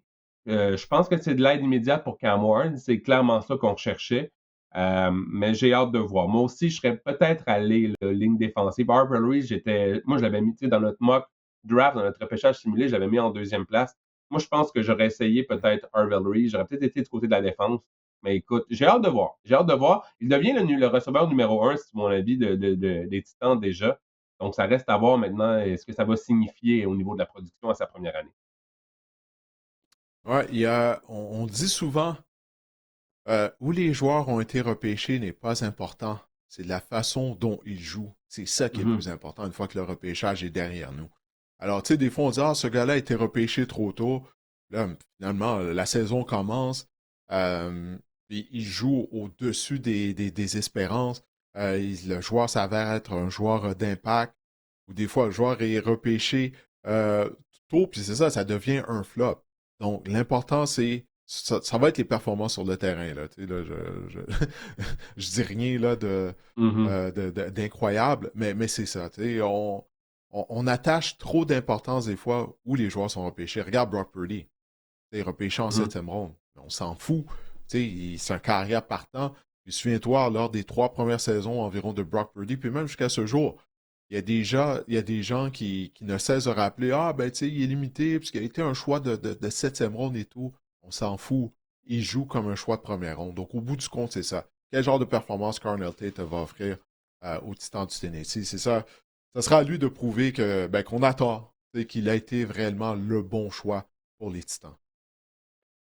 Moi, de mon côté, le joueur que j'ai détesté, c'est le choix que j'ai détesté, c'était Caleb Banks par les Vikings du Minnesota. Écoute, moi aussi, je vais fesser sur le clou, comme on dit. 3 matchs seulement de disputer la saison dernière à Florida. Faut dire que c'est les blessures dans son cas, là, les blessures. Moi, je trouve que c'est un pari risqué et au rang qu'on l'a sélectionné du côté des Vikings, c'est un pari qui est, selon moi, trop risqué. Oui, le gars, Didier, a tout le potentiel du monde. J'ai même vu une citation là, de Kevin O'Connell qui a dit qu'il espère et Caleb Banks là, est le même genre d'impact qu'Aaron Donald avait eu. Là, il parlait d'un jeu au Super Bowl là, que Aaron Donald avait eu. J'ai comme fait, c'est bien cool là, d'avoir Aaron Donald et Caleb Banks dans la même phrase, mais on n'est pas rendu là du côté des Vikings. J'ai juste trouvé que pour un gars dont on ne sait pas, je veux dire, ça fait on pense qu'il va être établi pour le camp d'entraînement des Vikings. On pense, on n'est même pas certain. Il a été blessé 2 fois au pied au cours de la dernière saison. Écoute, je suis prêt à parier qu'il va manquer des matchs déjà la saison prochaine avec un gars de sa stature, un colosse du genre, les pieds. Je trouve ça inquiétant et j'ai trouvé que c'était un pari beaucoup trop risqué avec les autres joueurs qui étaient encore disponibles pour les Vikings. Oui, parce que comme tu l'as dit, il prépare seulement 3 matchs en raison d'une fracture à un pied. Il a été invité au combine, au camp d'évaluation de la NFL. Puis il s'est reblessé à ce pied-là. Il a subi une autre fracture à un endroit différent à son pied. Donc, ouais, c'est un gros pari que les Vikings viennent de prendre. Puis moi aussi, j'ai pas aimé cette sélection-là. Parce que, bon, il est talentueux. Ça, il n'y a pas de doute là-dessus, Banks. S'il avait été en mesure de jouer toute la saison 2025, on se poserait même pas la question présentement. On dirait que c'est un excellent choix de la part des Vikings du Minnesota, puis même qu'il aurait potentiellement, il aurait pu être repêché dans le top 15. Mais d'ignorer 2 fractures au même pied, en moins d'1 an, ouf. Puis tu parles d'un gros bonhomme, là, il joue à la position de plaqueur, donc c'est beaucoup de poids sur ses pieds, là. Généralement, ça, c'est pas quelque chose qui va en s'améliorant, donc je suis d'accord avec tout ce que tu as dit au sujet de la sélection des Vikings du Minnesota en première ronde avec Caleb Banks. Maintenant, Didier, le repêchage que tu as aimé, le repêchage général d'une équipe, ce serait lequel? Les Jets de New York, imagine-toi. Bon, oui, les Jets avaient 3 choix de première ronde, mais sais-tu quoi, avec le recul, là, à tête froide, j'étais pas un fan de la sélection de Kenyon Sedick, lorsqu'elle est arrivée là, en direct. Je me disais, mais pourquoi on n'a pas repêché un receveur éloigné? Mais c'est ce qu'on a fait après ça, avec le 30e choix de la première ronde, en sélectionnant Omar Cooper. Notre choix de première ronde, David Bailey, c'est possiblement le chasseur de quart pur, le meilleur du repêchage. J'ai des questions face à la course. Bailey, on en avait parlé lors des dernières semaines, se fait bloquer, des fois il se fait reculer contre la course. Donc ça me fait peur. Mais son talent de chasseur de quart, il est là. Alors, la sélection de Kenyon Sedick, ça va être une arme du côté de l'attaque des Jets de New York. Quand tu regardes le travail qu'on a fait durant la saison morte via le marché des joueurs autonomes, plus le repêchage, je crois que ça va dans la bonne direction du côté des Jets. On va voir de quoi ça va avoir l'air sur le terrain. Je suis toujours pas convaincu qu'Aaron Glenn a l'étoffe pour être un entraîneur-chef. C'est à lui de nous le prouver en 2026. Mais en plus de ça, donc j'ai parlé des 3 choix de première ronde. En deuxième ronde, D'Angelo Ponds. Pour ceux qui ont regardé les Hoosiers de l'Université Indiana l'année dernière, en particulier lors des éliminatoires, Ponds, ce demi-coin, oui, qui a un petit gabarit. C'est la raison pour laquelle il est un choix de deuxième ronde. Mais c'est tout un joueur de football, Marc-André.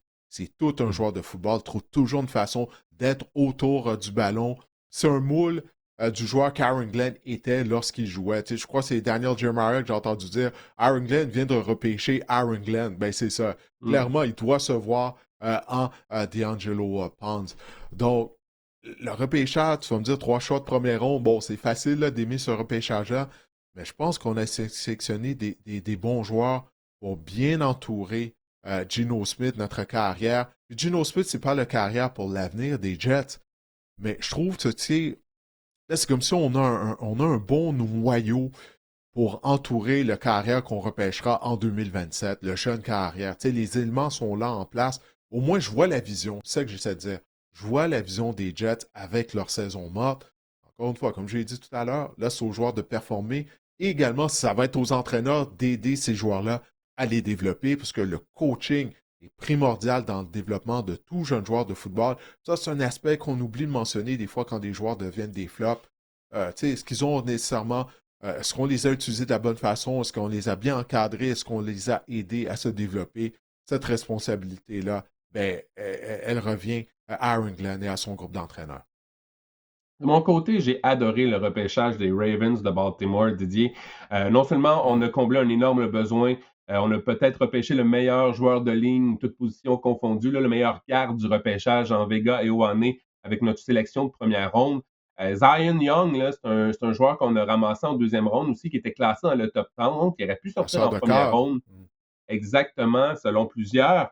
Mais je veux surtout m'attarder sur les 2 receveurs de passe qu'on a repêchés, spécialement Elijah Surratt, qui était receveur de passe à Indiana, qui était le collègue là, de Omar Cooper et de Fernando Mendoza à l'université. Et Surratt et Lane, ce n'est pas des séparateurs, mais on parle ici de gars là, qui vont aller chercher des attrapés contestés. C'est des gros bonhommes également. C'est le genre de receveur de passe qu'on avait besoin du côté des Ravens de Baltimore. On a Zay Flowers qui, lui, crée de l'espace, mais Zay Flowers, c'est pas un gars d'attraper contesté, c'est pas le gars qui va aller chercher les ballons dans le trafic ben non plus. Donc, je pense qu'on vient combler un besoin avec ces 2 joueurs-là. Surratt a des mains sûres. Si vous regardez un peu ses films, là, ses faits saillants, comme je le dis, c'est un gars qui va chercher les attrapés contestés, comme je te dis, il y a souvent un demi-défensif ou un demi de coin sur le dos, mais parvient à faire l'attraper quand même. Je pense que justement, on a à combler aussi le départ de Isaiah Likely. D'ailleurs, Jacoby Lane me fait penser un peu à Isaiah Likely là, en termes de grandeur et tout. Je pense qu'on va avoir vraiment un changement de philosophie à ce niveau-là. Je pense qu'on va se servir de ces 2 armes-là pour Lamar Jackson à bon escient. Donc, Surratt, Lane, moi, j'ai adoré les 2 sélections. Écoute, même au niveau fantasy, j'en parlerai pas cette semaine, là, mais Surratt, moi, je trouve que ça devient intéressant. Je pense que c'était quelque chose qu'on manquait du côté de Lamar Jackson et des Ravens. J'ai adoré. On a tellement eu un bon draft, Didier, un bon repêchage, qu'on a laissé le propriétaire, Steve Piscotty, faire une sélection d'Adam Randall. Je ne sais pas si tu avais vu la vidéo de Clemson. Ouais. Le porteur de ballon de Clemson. Heureusement, on n'a pas laissé faire une sélection lors de la première ronde. Hein? Ouais, c'est ça. On n'a pas dit hey, fais ton choix en première ronde au moins. Là. Mais c'est intéressant aussi, Adam Randall. J'ai hâte de voir. C'est un gars qui a des bonnes mains dans le champ arrière. Je pense que ça peut être un bon complément. On a perdu les services de Keaton Mitchell. C'est pas une mauvaise sélection là, du côté des Ravens, mais j'ai adoré le repêchage des Ravens, vraiment. Et petite note, là, petite parenthèse, je lisais que les Ravens se fiaient beaucoup aussi dans leurs analyses. L'équipe les dépisteurs et tout regardaient les repêchages simulés, les fameux mock drafts là, de gens comme Chevronné, comme tu as parlé d'Aaron Jeremiah ou Mel Kiper. On s'est dit, on prend toutes les données possibles parce que ces gars-là, pour faire leur mock draft, parlent justement à des DG, à des gens bien placés dans la ligue. Donc, ça nous donne encore plus d'informations et de données sur les sélections. Donc, moi, j'ai trouvé ça intéressant à savoir. Tu sais, le mock draft par-ci par-là, il y en a 12 000 durant la saison là, qui précède le repêchage, mais de savoir que les équipes utilisent cet outil-là, moi, j'ai trouvé ça intéressant aussi de savoir que. Écoute, il y a peut-être quelqu'un qui a écouté notre mock draft, Didier. Là. On sait pas. Ah ouais, qui sait, ouais, peut-être. Ouais, c'est pas le DG des Titans du Tennessee, je pense, par exemple. Mais ouais, c'est possible. Mais non, ben, il y a de l'information à aller chercher. Puis ça, ces joueurs-là, ces journalistes-là, ou ces analystes de repêchage, comme on dit, là, je vais prendre l'expression en anglais, mais ils sont plugués. Ils ont des contacts, ils ont un réseau. Et il y a certains de ces analystes-là du repêchage, ils ont un historique, puis il y a certaines équipes ils savent toujours le joueur qu'ils vont repêcher. Du moins, ils ont une bonne idée du type de joueur que l'équipe recherche ou la position qui est un besoin. Je pense notamment à Todd McShay. McShay, il a l'air d'être un gars qui a beaucoup de contacts au sein de l'organisation des Jets de New York depuis quelques années. Donc, c'est ça. Là, ces équipes-là, écoute, font du dépistage au niveau des joueurs, mais le font également au niveau des membres des médias qui ont des connexions. Alors, les mock drafts, ouais, comme tu l'as expliqué, ça sert à ça pour certaines équipes. Et juste pour terminer, au niveau des Ravens de Baltimore, clairement, on vous laisse grossir à la position de receveur de passe. Hein, parce que Lane, 6 pieds 4 pouces, 200 livres. Surratt, 6 pieds 2 pouces, 210 livres. Puis tu as bien fait de mentionner le départ d'Isaiah Likely. On a même perdu un autre ailier rapproché via le marché des joueurs autonomes. C'est quoi son nom? Kolar. Également acquitté. Ouais, c'est ça. Donc, ces deux joueurs-là sont des receveurs éloignés, ne sont pas des ailiers rapprochés, mais tu vois, sont plus, surtout dans le cas de Surratt, des receveurs de possession. Donc, peut-être que, comme tu as dit, c'est une façon de combler la perte de Likely. On a Zay Flower, Rashad Bateman, Didier, depuis le début de sa carrière, on sait maintenant qui il est. Là. Rashad Bateman, c'est un gars qui court en ligne droite, qui échappe parfois des ballons. Je veux dire, je pense qu'on était dû pour se renouveler à la position de receveur de passe. Mais on aime Rashad Bateman du côté de l'organisation des Ravens. Clairement, il l'aime plus que toi et moi. J'ai rien contre lui personnellement. Mais comme tu l'as dit, la production. La production, puis je sais pas, on l'a récompensé avec un nouveau contrat. Je sais pas pourquoi. On l'adore à Baltimore. Il y a quelque chose que toi et moi, on voit pas là, clairement du côté de Bateman que les Ravens voient. Ton repêchage que tu as détesté maintenant, Didier. Les Jaguars de Jacksonville. Et l'arrogance de leur DG aussi. Lorsqu'il s'est adressé aux médias, parce que là, les partisans des Jaguars, ils ont vraiment pas aimé le repêchage de leur équipe. Puis, j'ai trouvé le DG des Jaguars, en plus de tout ça, être arrogant lorsqu'il s'est adressé aux médias, puis qu'on lui a dit, les gens grognent sur les réseaux sociaux, puis lui, il dit, tous nos choix, là, ça a été des coups de circuit. Là, je traduis, là, qu'est-ce qu'il a dit, là, c'est pas ça exactement qu'il a dit, mais il a dit que on a. We've hit on all of our picks. C'est ça qu'il a dit, mot à mot. J'ai trouvé ça arrogant, avec un petit air hautain de sa part. Pour moi, je trouve que c'était un repêchage important pour les Jaguars de Jacksonville. Okay? Oui, l'année dernière, ils ont connu une belle saison. Trevor Lawrence a joué avec plus de constance en deuxième moitié de saison qu'on avait vu depuis le début de sa carrière. Même s'il a été victime de revirement lors du match éliminatoire, je ne l'ai pas oublié ça, mais quand même, dans l'ensemble, ça a été un succès cette saison 2025 des Jaguars de Jacksonville. Connaître une bonne saison, c'est faisable.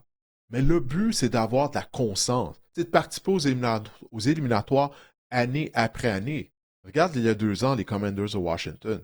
Ils ont participé aux éliminatoires dans la saison recrue de Jaden Daniels. L'année dernière, ça n'a pas bien été. Puis une des raisons pourquoi ça n'a pas bien été, je pense que du côté des Commanders, puis j'en avais parlé à l'époque, on a mis sous contrat Deebo Samuel, on a mis sous contrat des vétérans. Puis je me disais, pourquoi échanger des choix repêchables? Pourquoi pas se concentrer à développer d'autres jeunes joueurs pour entourer Daniels, pour améliorer notre équipe? Là, qu'est-ce qu'on fait, mais 1 an plus tard? Puis c'est comme si le fait qu'on a connu du succès lors de la saison de recrue des Commanders, ça a été un peu de la poudre aux yeux des dirigeants des Commanders. Puis on s'est dit, on va essayer d'ajouter des vétérans pour être des aspirants au Super Bowl. Mais cette équipe-là n'était pas rendue là dans son développement. Puis j'ai un peu l'impression que c'est ça qui se passe du côté des Jaguars. On n'avait pas de choix de première ronde, étant donné qu'on l'avait donné à Cleveland lorsqu'on a complété la transaction l'an dernier pour repêcher le récipiendaire du trophée Heisman. Je ne sais pas pourquoi son nom m'échappe, qui joue à 2 positions. Travis Hunter. S'il te plaît, viens-moi en aide. Oui, Travis Hunter. Bon, voilà. Mais lorsque je regarde, OK, notre première sélection, on est allé chercher un ailier rapproché. Après ça, Albert Regis en troisième ronde, un plaqueur. Bref, je sais pas. Moi, ce repêchage-là, on a repêché plusieurs joueurs. Tu sais, tu parles des mock drafts tout à l'heure, dont la projection était beaucoup plus tard au repêchage. On les a repêchés, tu sais, peut-être jusqu'à 2 rondes plus tôt que prévu. Bref, on va voir ce que ça va donner. Mais j'ai pas aimé ce repêchage-là de la part des Jaguars de Jacksonville. Parce que je trouve que c'est un repêchage qui était clé pour les Jaguars pour avoir une continuité sur les succès qu'on a eus l'année dernière. C'est drôle parce que, je sais pas si on a le temps d'en parler, là, mais ils ont repêché 2 ailiers rapprochés. Ah, c'est un Nate podcast, on a tout le temps qu'on veut, Marc-André. Borkisher puis Tanner Koziol. Borkisher, c'est plus un ailier rapproché qui est apte à bloquer, tandis que Koziol, c'est quasiment un receveur de passe. Mais je pense que ça s'inscrit dans les tendances des équipes, là. Les Rams ont commencé à faire ça, avoir plus de formations. On se grossit là, dans nos formations. On voit de plus en plus de formations à 2 ailiers rapprochés. Puis je pense que c'est une tendance. Je ne sais pas si tu avais remarqué, là, il y a eu une lancée des ailiers rapprochés au cours du Ouais. repêchage. Là, je pense que c'était en troisième ronde ou en deuxième ronde qu'il y en a eu comme 5-6 qui sont sortis quasiment d'affilée. Je pense que c'est une nouvelle tendance qui s'inscrit. On essaie d'avoir. Là, écoute, on a repêché 2 ailiers rapprochés. On a Brenton Strange aussi qui a connu une très bonne saison. J'ai hâte de voir parce qu'il y a plusieurs formations qui font ça. Les Rams ont fait ça. Écoute, Ben Johnson, il a ramassé un autre tight end, un autre allié rapproché pour aller avec Cole Kmet puis Colson Loveland. Même les Eagles, là, on a repêché Eli Towers assez tôt, qu'on dit que c'est un receveur de passe. On essaie de se grossir à cette position-là. Je pense que c'est une tendance qu'on voit se dessiner. Les Rams ont été les précurseurs de tout ça. D'ailleurs, les Rams, on a repêché un autre allié rapproché. Rohan Jones, en passant, c'est un allié rapproché aussi. On a une collection d'alliés rapprochés à Los Angeles. Je pense que c'est ça. Les Bills aussi, même chose. On se demandait pourquoi Dawson Knox a été signé. Ben, les Bills, on veut continuer avec nos formations à 2 ailiers rapprochés. Bref, j'ai hâte de voir, mais c'est une tendance qui se dessine, là. Les Rams ont connu du succès avec ça, puis les équipes essaient de les imiter. Écoute, les Rams utilisent des fois même formation avec 3 ailiers rapprochés. Ben on ouais. en a 3 sur le terrain. Donc, c'est pour ça qu'on a besoin de profondeur à Les cette Seahawks, position-là. même chose. C'est pour ça que. Oui, également. Donc, c'est pour ça que pour Rohan Jones, ben, peut-être qu'il sera en mesure de se tailler un poste au sein de la formation des Rams de Los Angeles. Bref, on verra. Mais il ne faut pas oublier que la position d'ailier rapproché, avant le repêchage, on disait que c'était une des positions où il y avait le plus de profondeur dans le repêchage. Donc, tu sais, ça explique là, qu'est-ce que tu disais, là, qu'à un certain moment donné, on dirait que toutes les équipes sont mises à repêcher, à sélectionner des ailiers rapprochés. Ben, c'est ça. On était rendu, tu sais, dans la partie là, où il y avait beaucoup de viande, si on peut dire, du repêchage à la position d'ailier rapproché. Parlant d'informations, tu disais tantôt que les Jaguars ont repêché des joueurs qui étaient avant, disons, leur classement ou ils étaient classés beaucoup plus loin dans le repêchage. Parlant d'une équipe qui fait seulement sa tête, ben les 49ers, moi, c'est un repêchage que j'ai détesté de la part des 49ers. Didier, c'est pas compliqué. L'année dernière, les 49ers, 20 sacs. C'est le pire total dans la NFL. Et là, on arrive à ce repêchage-là, on se dit, mon Dieu, ça nous prend un chasseur de corps absolument. Puis on repêche simplement notre chasseur de corps, en troisième ronde, puis on repêche Romelo Heights. Romelo Heights, pardon. On dit qu'on a beaucoup de bien de lui, mais est-ce que c'est un gars. On dit que c'est pas un gars qui pourrait jouer sur les 3 essais. C'est un gars qui pourrait embarquer en troisième essai pour chasser le corps dans des situations précises. Donc, j'ai un peu. On a besoin également de receveurs de passe. On a attendu, on a repêché DeZon Stribling avant les classements de repêchage, je l'avais beaucoup plus loin dans leur liste. Un gars d'Ole Miss, un gars rapide, mais c'est pas mal tout, Didier. En fait, j'ai une petite tasse pour toi. Des 8 joueurs sélectionnés par les Niners dans ce repêchage-là, on a avancé de 430 rangs. 430 rangs plus tôt que les classements. Donc, on a reaché là, en anglais 430 rangs pour repêcher nos joueurs. Au troisième monde, on repêche un porteur de ballon, Kalen Black, le porteur-ballon d'Indiana. Là, tu te demandes, OK, Indiana, Kalen Black, c'est le premier porteur de ballon qui n'avait même pas été invité au test d'évaluation de la NFL. On a Christian McCaffrey. On fait en notre tête, on se fout des listes de repêchage. Comme je le disais du côté des Niners, on repêche des porteurs de ballon. Ça fait des années, Didier, qu'on repêche des porteurs de ballon du côté des 49ers. Ouais. Et on a eu du succès quand même avec Trey Sermon, Tyrion Price, Jordan James, Isaac Guarendo. Écoute, c'est pas par jeu, là, notre moyenne au bâton. Je l'aime beaucoup, John Lynch, comme joueur de football. Écoute, c'est correct de faire à sa tête, mais il faut au moins repêcher des bons joueurs. Quand on fait à sa tête et qu'on échoue, c'est là le problème.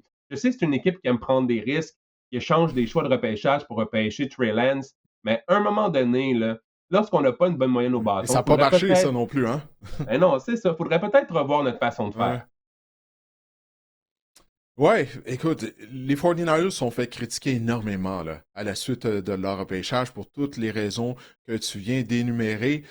Mais c'est une chose que je veux que les gens retiennent de cet épisode, c'est qu'est-ce que j'ai dit tout à l'heure. C'est pas où les joueurs sont repêchés qui est important, c'est leur performance sur le terrain. Tu sais, des fois, là, il y a les mini-camps là, qui vont arriver là, lors des prochaines semaines. Tu sais, Rohan Jones, il va à Los Angeles dès la semaine prochaine, il sera sur le terrain.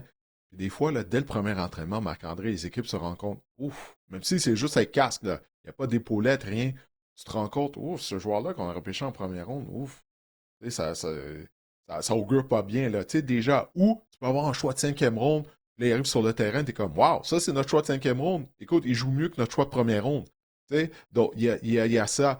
Je te dis ça parce que la section de Sean Stribling, tu sais, il y a bien des gens qui ont dit qu'il a été repêché trop tôt. Puis écoute, je ne sais pas honnêtement s'il a été repêché trop tôt ou pas, mais selon certains entraîneurs de la NFL, là, on parlait tout à l'heure des gens qui couvrent les activités quotidiennes de la NFL, là, les insiders, ben, chez les entraîneurs de la NFL, on aime beaucoup Stribling, beaucoup plus que les Daniel Jeremiah ou les Mel Kiper, les analystes de repêchage. Donc, tu sais, des fois, il y a une grande différence entre l'opinion des analystes du repêchage et les entraîneurs. Toutefois, tu as parlé de tous les porteurs de ballon qu'on a repêchés du côté des 49ers lors des dernières années. Marc-André, c'est pas juste ça. Je regardais les repêchages des Niners depuis 2022. Après la première ronde, mis à part la sélection là, de Brock Purdy, là, ça a été en 7e ronde, c'est désastreux. Les repêchages des 49ers, c'est vraiment désastreux. Là. En 2026, ça fait 4 ans que ça dure. Tu sais, ça va venir les rattraper là, éventuellement. Donc, on va voir. Tu sais, tu as parlé du fait qu'on a repêché plusieurs joueurs plus tôt qu'on l'anticipait. Regarde, on va voir ce que ça va donner. Mais si ça se déroule comme ça a été le cas lors des 3-4 derniers repêchages des 49ers, cette équipe-là pourrait se retrouver dans le trouble. Parce que quand tu prends des chances année après année au repêchage et que finalement, ben, tu ne frappes pas de coup de circuit, que tu enregistres les retraits sur bâton, année après année, éventuellement, ça te rattrape. Donc ça, là, c'est une classe importante pour les Niners. Comme tu viens de le mentionner, on a pris des chances, mais si ça ne reporte pas, ça pourrait être désastreux sur le terrain du côté des 49ers, parce qu'on l'a vu l'année dernière, justement, leur profondeur a vraiment été mise à l'épreuve en raison des nombreux blessés. Écoute, on va devoir réinviter Brian Arelimana, là, qui est l'assistant DG des Niners, l'assistant John Lynch. Brian connaît la formation des Niners de A à Z. C'est un gros partisan des 49ers depuis qu'il est tout jeune. Je serais curieux de savoir son avis sur le repêchage des Niners. On va l'éviter avant les camps d'entraînement. Il faut pour en parler. On vient de répondre un peu par la bande à la question de Goose Fortin qui nous avait posé sur X, qui allait comme suit. Bonjour Didier, ma question est la suivante. Est-ce que les 49ers méritent les critiques virulentes leur endroit pour l'ensemble du repêchage? Ils ont ignoré les listes populaires et ils ont une historique de mauvais repêchage. Mais il s'agit tout de même d'une science inexacte. C'est un peu ce qu'on vient de dire. Et je sais que même les listes de repêchage des centrales de recrutement et tout, c'est souvent une science inexacte aussi. Mais si on veut continuer là-dessus, on est chanceux du côté des Niners que Christian McCaffrey a choisi ou qu'on a transigé pour Christian McCaffrey. Entre autres, on a fait des bonnes transactions. C'est un peu ça qui nous sauve côté des 49ers. On avait Trent Williams depuis longtemps aussi. Tu sais, on regarde, là, Mike Evans a choisi les 49ers. On est une équipe aspirante au Super Bowl ou à un long parcours éliminatoire quand même. Mais je me questionne, tu sais, Ricky Pearsall, choix de première ronde également, pas été encore un franc succès. Constamment blessé. Constamment blessé. Des fois, c'est pas de leur faute non plus, mais quand même, le résultat est qu'il est pas mal moins productif qu'anticipé que d'autres receveurs de passes pris en première ronde. Bref, est-ce que les critiques sont méritées? Je pense que oui. Puis on vient d'en parler, Didier, puis je pense que tu es d'accord avec moi. Oui, non, je suis entièrement d'accord avec toi. Les critiques sont méritées. Marc-André, as-tu déjà pensé, tu viens de parler de la transaction de Trey Lance qu'on a fait. Si on n'avait pas repêché Brock Purdy en 7e ronde, Brock Purdy avait été le dernier joueur du repêchage sélectionné. Si on ne l'avait pas repêché, Brock Purdy, puis une autre équipe l'avait repêché, ou en fait, il avait signé en tant que joueur autonome, s'il a été le dernier choix du repêchage. Donc, possiblement qu'il aurait été joueur autonome, s'il avait signé avec une autre équipe. Je crois pas que John Lynch et Kyle Shanahan seraient toujours à San Francisco, puisqu'il a sauvé la concession. On avait mis tous nos jetons sur Trey Lance, qui s'est avéré être un flop monumental.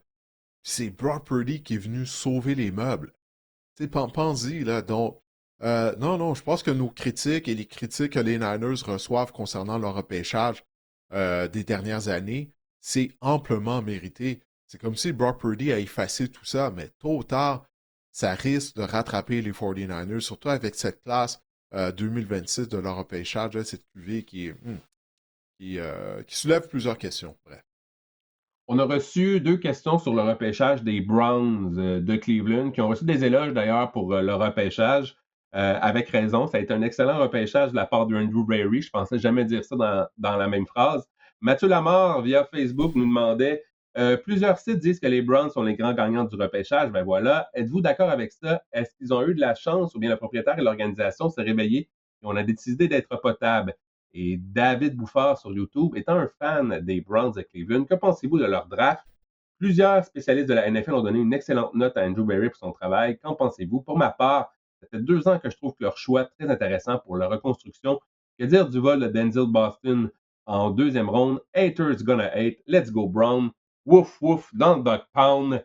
David Bouffard dit, alors, le repêchage des Browns, et les observateurs l'ont apprécié. Toi, l'as-tu apprécié tout autant? Ouais, ben, tout d'abord, merci à ces 2 messieurs d'avoir pris le temps de nous écrire, d'envoyer leurs questions. Mais David, là, tu parles de haters. Il n'y a pas de hate envers les Browns. Ils sont mauvais depuis toujours. Il n'y a pas de hate là. Ça, c'est un fait. Les Browns sont pas bons. Les Browns, ça, c'est la réalité. Ben bon, ben David, sérieusement, merci d'avoir pris le temps de nous envoyer ta question. Ça fait 2 bons repêchages de suite qu'Andrew Berry a. Ben, 2 bons repêchages de suite. Attends. Je vais mettre un frein. Le repêchage l'année dernière s'est avéré être un bon repêchage. Là, on va voir. Ça semble être bon encore cette année, mais comme je l'ai dit tout à l'heure, c'est pas où tu repêches les joueurs, c'est comment les joueurs vont performer sur le terrain. Mais sur papier, ben écoute, ça a l'air bon, là. Spencer Fano en première ronde, on avait un besoin criant au niveau de la ligne à attaque, à la position de bloqueur. On était cherché possiblement un des 2 bloqueurs les plus athlétiques de tout le repêchage. Casey Conception, choix de première ronde également, de Texas A&M, receveur de passe qui est très explosif, mais il échappe des passes toutefois. C'est ça qui m'inquiète dans son cas, surtout que le groupe des receveurs de 2025 des Browns échappait plusieurs passes.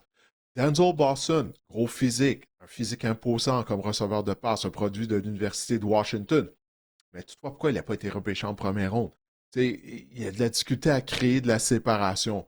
Emmanuel McNeil Warren, un autre choix de 2e ronde. On en avait parlé.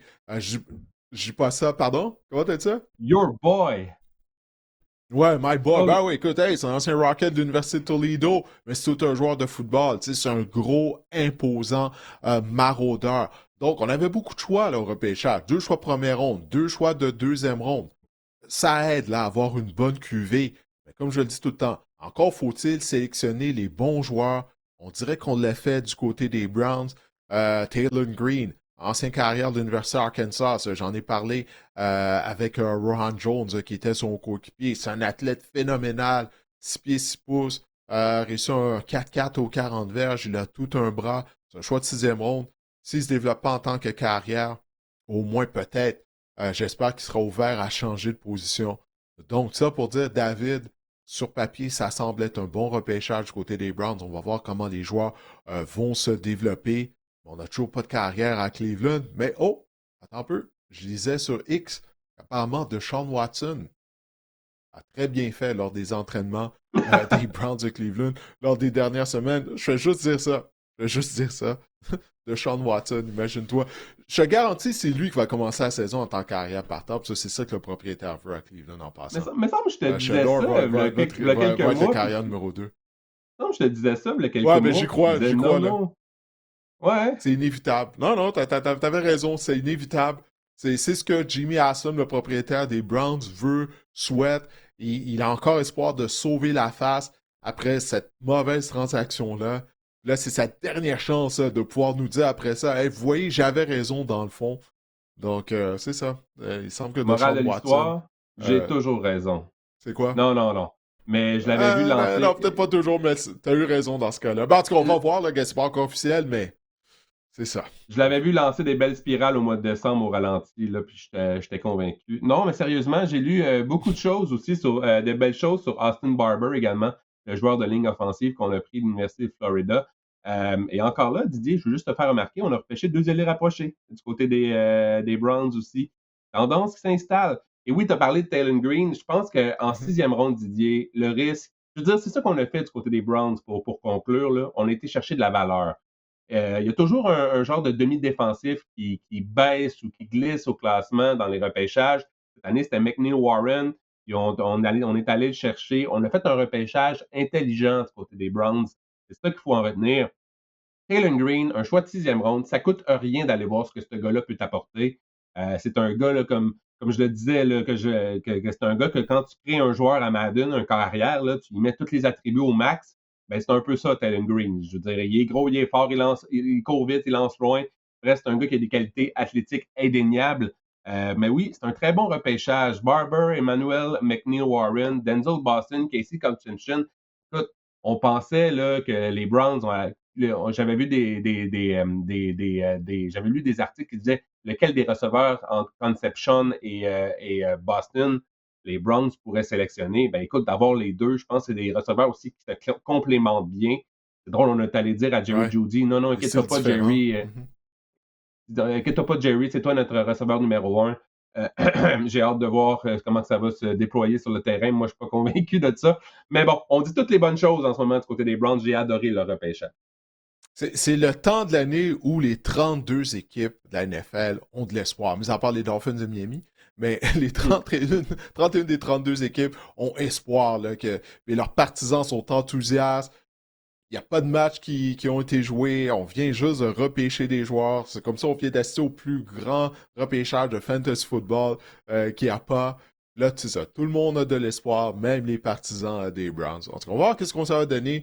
On peut donner le bénéfice du doute à Andrew Berry après son bon repêchage de l'année dernière. Alors, on verra. On verra sur le terrain. PL Roussovski également sur Facebook. Bon, évidemment, on n'a pas parlé du repêchage des Rams dans les repêchages qu'on a détestés parce qu'on se le gardait pour là, évidemment. Donc, il nous écrit Overreaction. Tyler Scott Simpson, Ty, son prénom, va être un boss. Les Rams ont fait un reach en le repêchant au 13e rang. Je ne vois pas grande différence de talent entre Simpson et Carson Beck, repêchés en 3e ronde. Vous en pensez quoi, messieurs? Oui, ben écoute, merci PL là, pour ta question. Ouais, il y a une différence entre Tyler Simpson et Carson Beck. Là. Il y en a une. Parce que lorsque Simpson a joué son meilleur football, puis ça c'est lors de la première moitié de la dernière saison, jamais Carson Beck, durant sa carrière universitaire, a joué à ce niveau-là. Les questions du côté de Simpson, bon, c'est tout d'abord son petit nombre de départs, seulement 15 départs en carrière. L'historique des carrières qui arrivent avec seulement 15 départs au niveau universitaire dans la NFL, c'est vraiment pas bon, Marc-André. C'est vraiment pas bon. On l'a vu avec Anthony Richardson, on l'a vu avec Mitchell Trubisky. C'est ça, là. Les chiffres ne mentent pas à ce niveau-là. Mais toutefois, lui, il va arriver dans une situation où il ne sera pas envoyé dans la mêlée. Probablement pendant toute la saison, on ne devrait pas le voir obtenir du temps de jeu, à moins que Matthew Stafford se blesse. On va voir ce qui va arriver avec Jimmy Garoppolo, qui lui dit que peut-être il pourrait prendre sa retraite. Mais non, Simpson et Carson Beck, pour moi, Simpson est supérieur à Carson Beck, il n'y a aucun doute. Là-dessus, Carson Beck, lors du match championnat national, lorsque les Hurricanes jouaient contre Indiana, les Hurricanes, tu sais, puis j'écrivais le match en compagnie de Danny Desrivaux, les Hurricanes étaient terrifiés, ils ne voulaient pas passer le ballon avec Beck. D'aucune façon, même des fois en situation de passe évidente, on préférait courir avec le ballon. Moi, non, il n'y a pas de comparaison. Tyler Simpson est un bien meilleur espoir que Carson Beck. Et encore une fois, on dit qu'on l'a sélectionné trop tôt, que c'est un reach. Moi, je n'ai pas été un fan de cette section-là. Si Carson Beck s'avère être un carrière numéro 1 de calibre éventuellement dans 3-4 ans, il n'y a personne qui va dire qu'on l'a sélectionné trop tôt. Au niveau des Rams, Didier, le point négatif qu'on peut leur reprocher, c'était qu'ils ont eu seulement 5 sélections et c'est potentiellement 5 gars qui ne seront pas sur le terrain, qui ne verront pas le terrain la saison prochaine. Pour une équipe qui aspire, qui n'est à pas grand-chose là, d'aspirer au Super Bowl, on aurait peut-être préféré qu'on y ait avec des positions un peu plus, des besoins un peu plus spécifiques, mais aussi des besoins un peu plus importants que préparer l'avenir. Ça reste à suivre, évidemment. Julien Labelle sur Facebook nous demande qu'est-ce que vous pensez de ces choix des Patriots de Gabe Jacas, Eli Radidin et du Demetrius Crownover des Patriots, avec l'ajout de Caleb Lomu et Elijah Vera Tucker comme signature? Est-ce que la ligne à l'attaque des Pats s'est améliorée? Ouais, ben écoute, Lomu, j'ai hâte de voir ça. Parce que Lomu, il doit ajouter du poids à sa charpente, développer sa force également, mais il bouge très bien. Tu sais, c'en est un autre. Là, on parlait de son ancien coéquipier, Spencer Fano. Les deux sont très athlétiques. Puis là, je disais qu'on disait, bon, potentiellement, il pourrait être un bloqueur à droite. Il joue à la position de bloqueur à gauche. Tu sais, moi, il m'a l'air d'un joueur qui a le profil de bloqueur à gauche, justement à cause de ses qualités athlétiques, de la façon dont il se déplace, et il est, pardon, un peu plus léger, comme je viens de dire, il doit ajouter du poids. Moi, je pense que du côté des Patriots, encore une fois, on essaie de protéger Will Campbell. Tu sais, mais moi, je ne serais pas surpris, c'est qu'éventuellement, peut-être pas dès la prochaine saison, mais si Campbell, éventuellement, peut-être en 2027, là, se retrouve à la position de garde et que Lomu devienne le bloqueur à gauche partant. Donc ça reste, ça reste à voir. Mais donc c'est ça. En tout cas, on va garder un œil là-dessus. Écoute, on avait un besoin position de chasseur de cas du côté des Patriots de la Nouvelle-Angleterre. C'est ce qu'on a essayé de combler avec J.K.S. 6 pieds 4, 260 livres. C'en est un autre ça, qui joue avec. On parlait de Ruben Bain. Je disais que Bain, c'est un joueur qui est agressif, joue de façon violente avec robustesse. C'est la même chose dans le cas de J.K.S. Définitivement. Donc ça, c'était des besoins qu'on avait du côté des Patriots. Écoute, les Patriots, ils étaient finalistes au Super Bowl. C'est une bonne, jeune équipe. Mais le besoin numéro un, c'est à la position de receveur, je pense. C'est receveur numéro un. C'est peut-être qu'il va arriver. Il sera livré par Amazon au mois de juin, A.J. Brown, puis là qu'on aura notre receveur numéro un au sein des Patriots. Et que je pense que ça va arriver le pire. Mais bon. Selon X, oui. Selon X, oui. Si on se fait à Twitter, ça va arriver, Marc-André. Selon le repêchage des Eagles, je le pense de plus en plus aussi. Bref. Régis Fortin sur Facebook. Le carrousel de demi-défensif à Kansas City. Pourquoi les Chiefs continuent d'échanger leurs bons demi-défensifs et en repêcher des nouveaux? Je comprends que la réponse facile est l'argent et d'utiliser sur leur contrat recrue les échanges après. Mais considérant que les repêchages sont toujours une loterie, qu'on ne sait jamais si le joueur sera un flop ou non, ne serait-ce pas plus sécuritaire de garder nos bons demi-défensifs qu'on a développés et qu'on sait déjà qu'ils sont bons et miser sur d'autres positions au besoin? PS, je ne suis pas fan des Chiefs, mais je me questionne seulement sur la stratégie Didier. Oui, merci Régis pour ta question. C'est la philosophie des Chiefs de Kansas City. On préfère utiliser des ressources financières à d'autres positions plutôt qu'à celles de demi-coin. C'est pas la première fois qu'on fait ça. Souviens-toi de le Jarius Sneed, qui était un des bons demi-coins de la NFL. Lorsqu'il est devenu joueur autonome, bon, on l'a laissé signer avec les Titans du Tennessee, si je me souviens bien. On a repêché Trent McDuffie, puis là, c'est l'histoire qui se répète. Donc ça, c'est la philosophie des Chiefs, c'est qu'on a confiance en Steve Spagnuolo, le coordinateur de la défense, qui anciennement, lui, est un entraîneur de demi-défensif. Donc, on a confiance qu'il peut développer les demi-coins. Ça, on en repêche naturellement avec du talent, parce que quand même, McDuffie avait été un choix de première ronde. Là, c'est qu'est-ce qu'on vient de faire, encore une fois, en repêchant un demi-coin ou avec le 6e choix du repêchage du côté des Chiefs. Donc, c'est ça notre philosophie.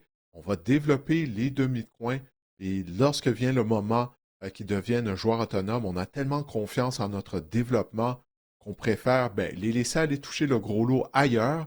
Là, on va utiliser nos ressources financières à d'autres positions.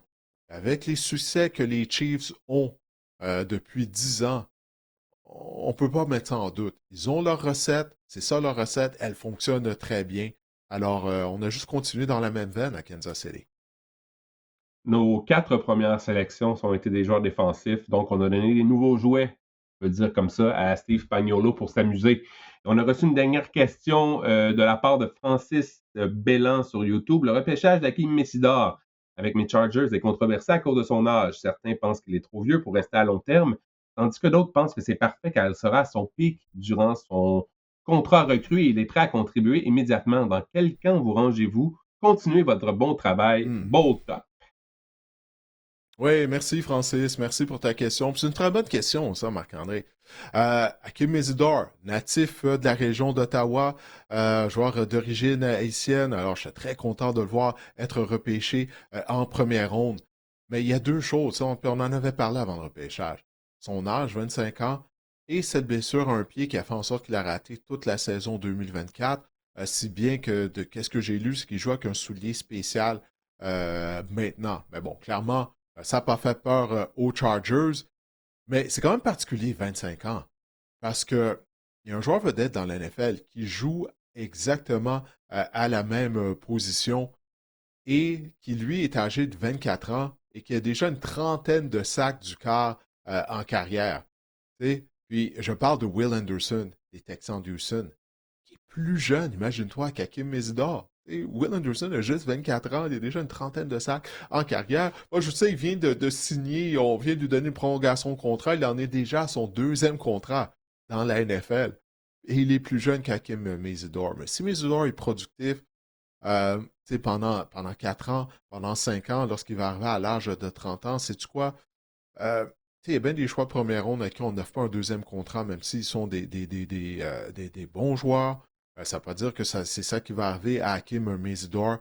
Mais moi, je vais suivre d'un œil attentif sa carrière. Parce que, hey, comme moi, ce Canadien d'origine haïtienne, puis j'ai suivi sa carrière à West Virginia avec les Hurricanes de l'Université de Miami. Mais c'est vrai, que c'est un point d'interrogation. Le fait qu'on repêche un joueur aussi âgé, ne joue pas à la position carrière comme Tyler Shock. Je pense que Shock avait 25 ans lorsque les Saints ont repêché l'année dernière.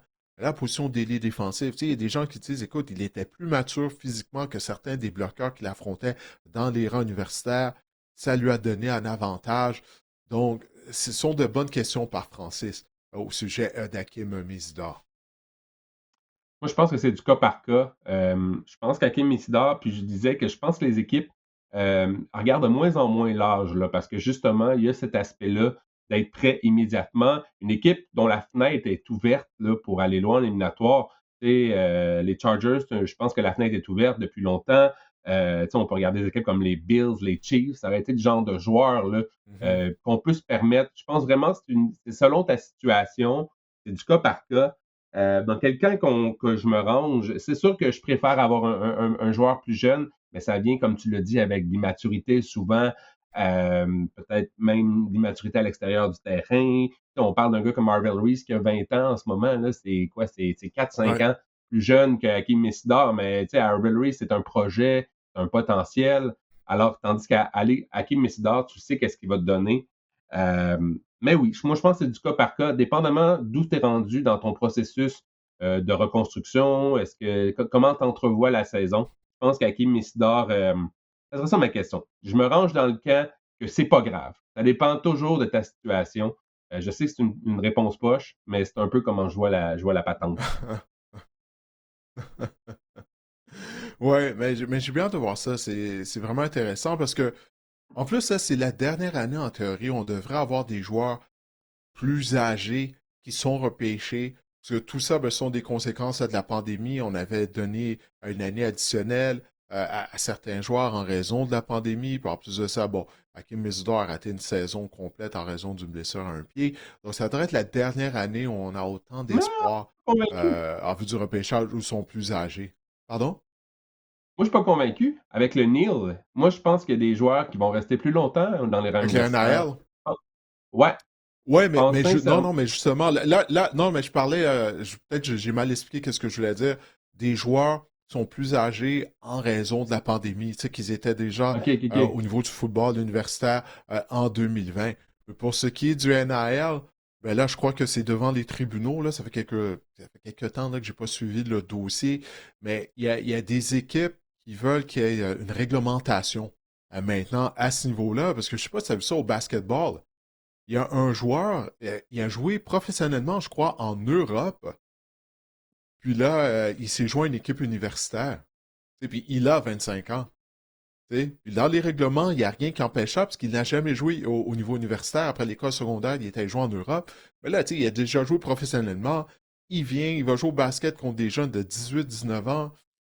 C'est pas très correct. Donc, je sais qu'il y a des discussions afin d'amener une limite d'âge, finalement, aux étudiants athlètes aux États-Unis. Maintenant, est-ce que ça va se faire, on verra. Mais ouais, effectivement, comme tu dis, avec les NIL, écoute, si tu peux empocher de l'argent, là, pourquoi pas rester le plus longtemps possible à l'université?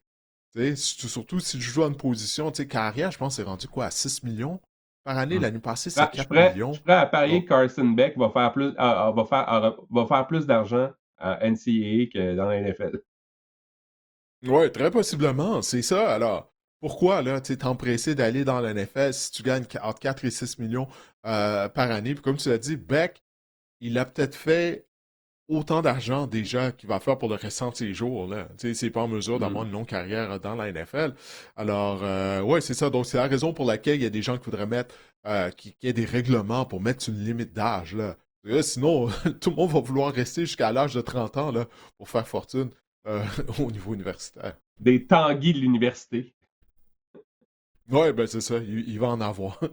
Il va en avoir. Bon, ben, on va se laisser là-dessus, vu que c'est sur une note comique qu'on va se laisser. Marc-André, écoute, je te remercie pour ta contribution à l'épisode du podcast. On remercie bien sûr Guillaume également et aux gens qui téléchargent le podcast à toutes les semaines ou qui nous regardent via la chaîne YouTube. On espère que cet épisode du podcast vous a plu. On vous reparle la semaine prochaine. D'ici là, portez-vous bien.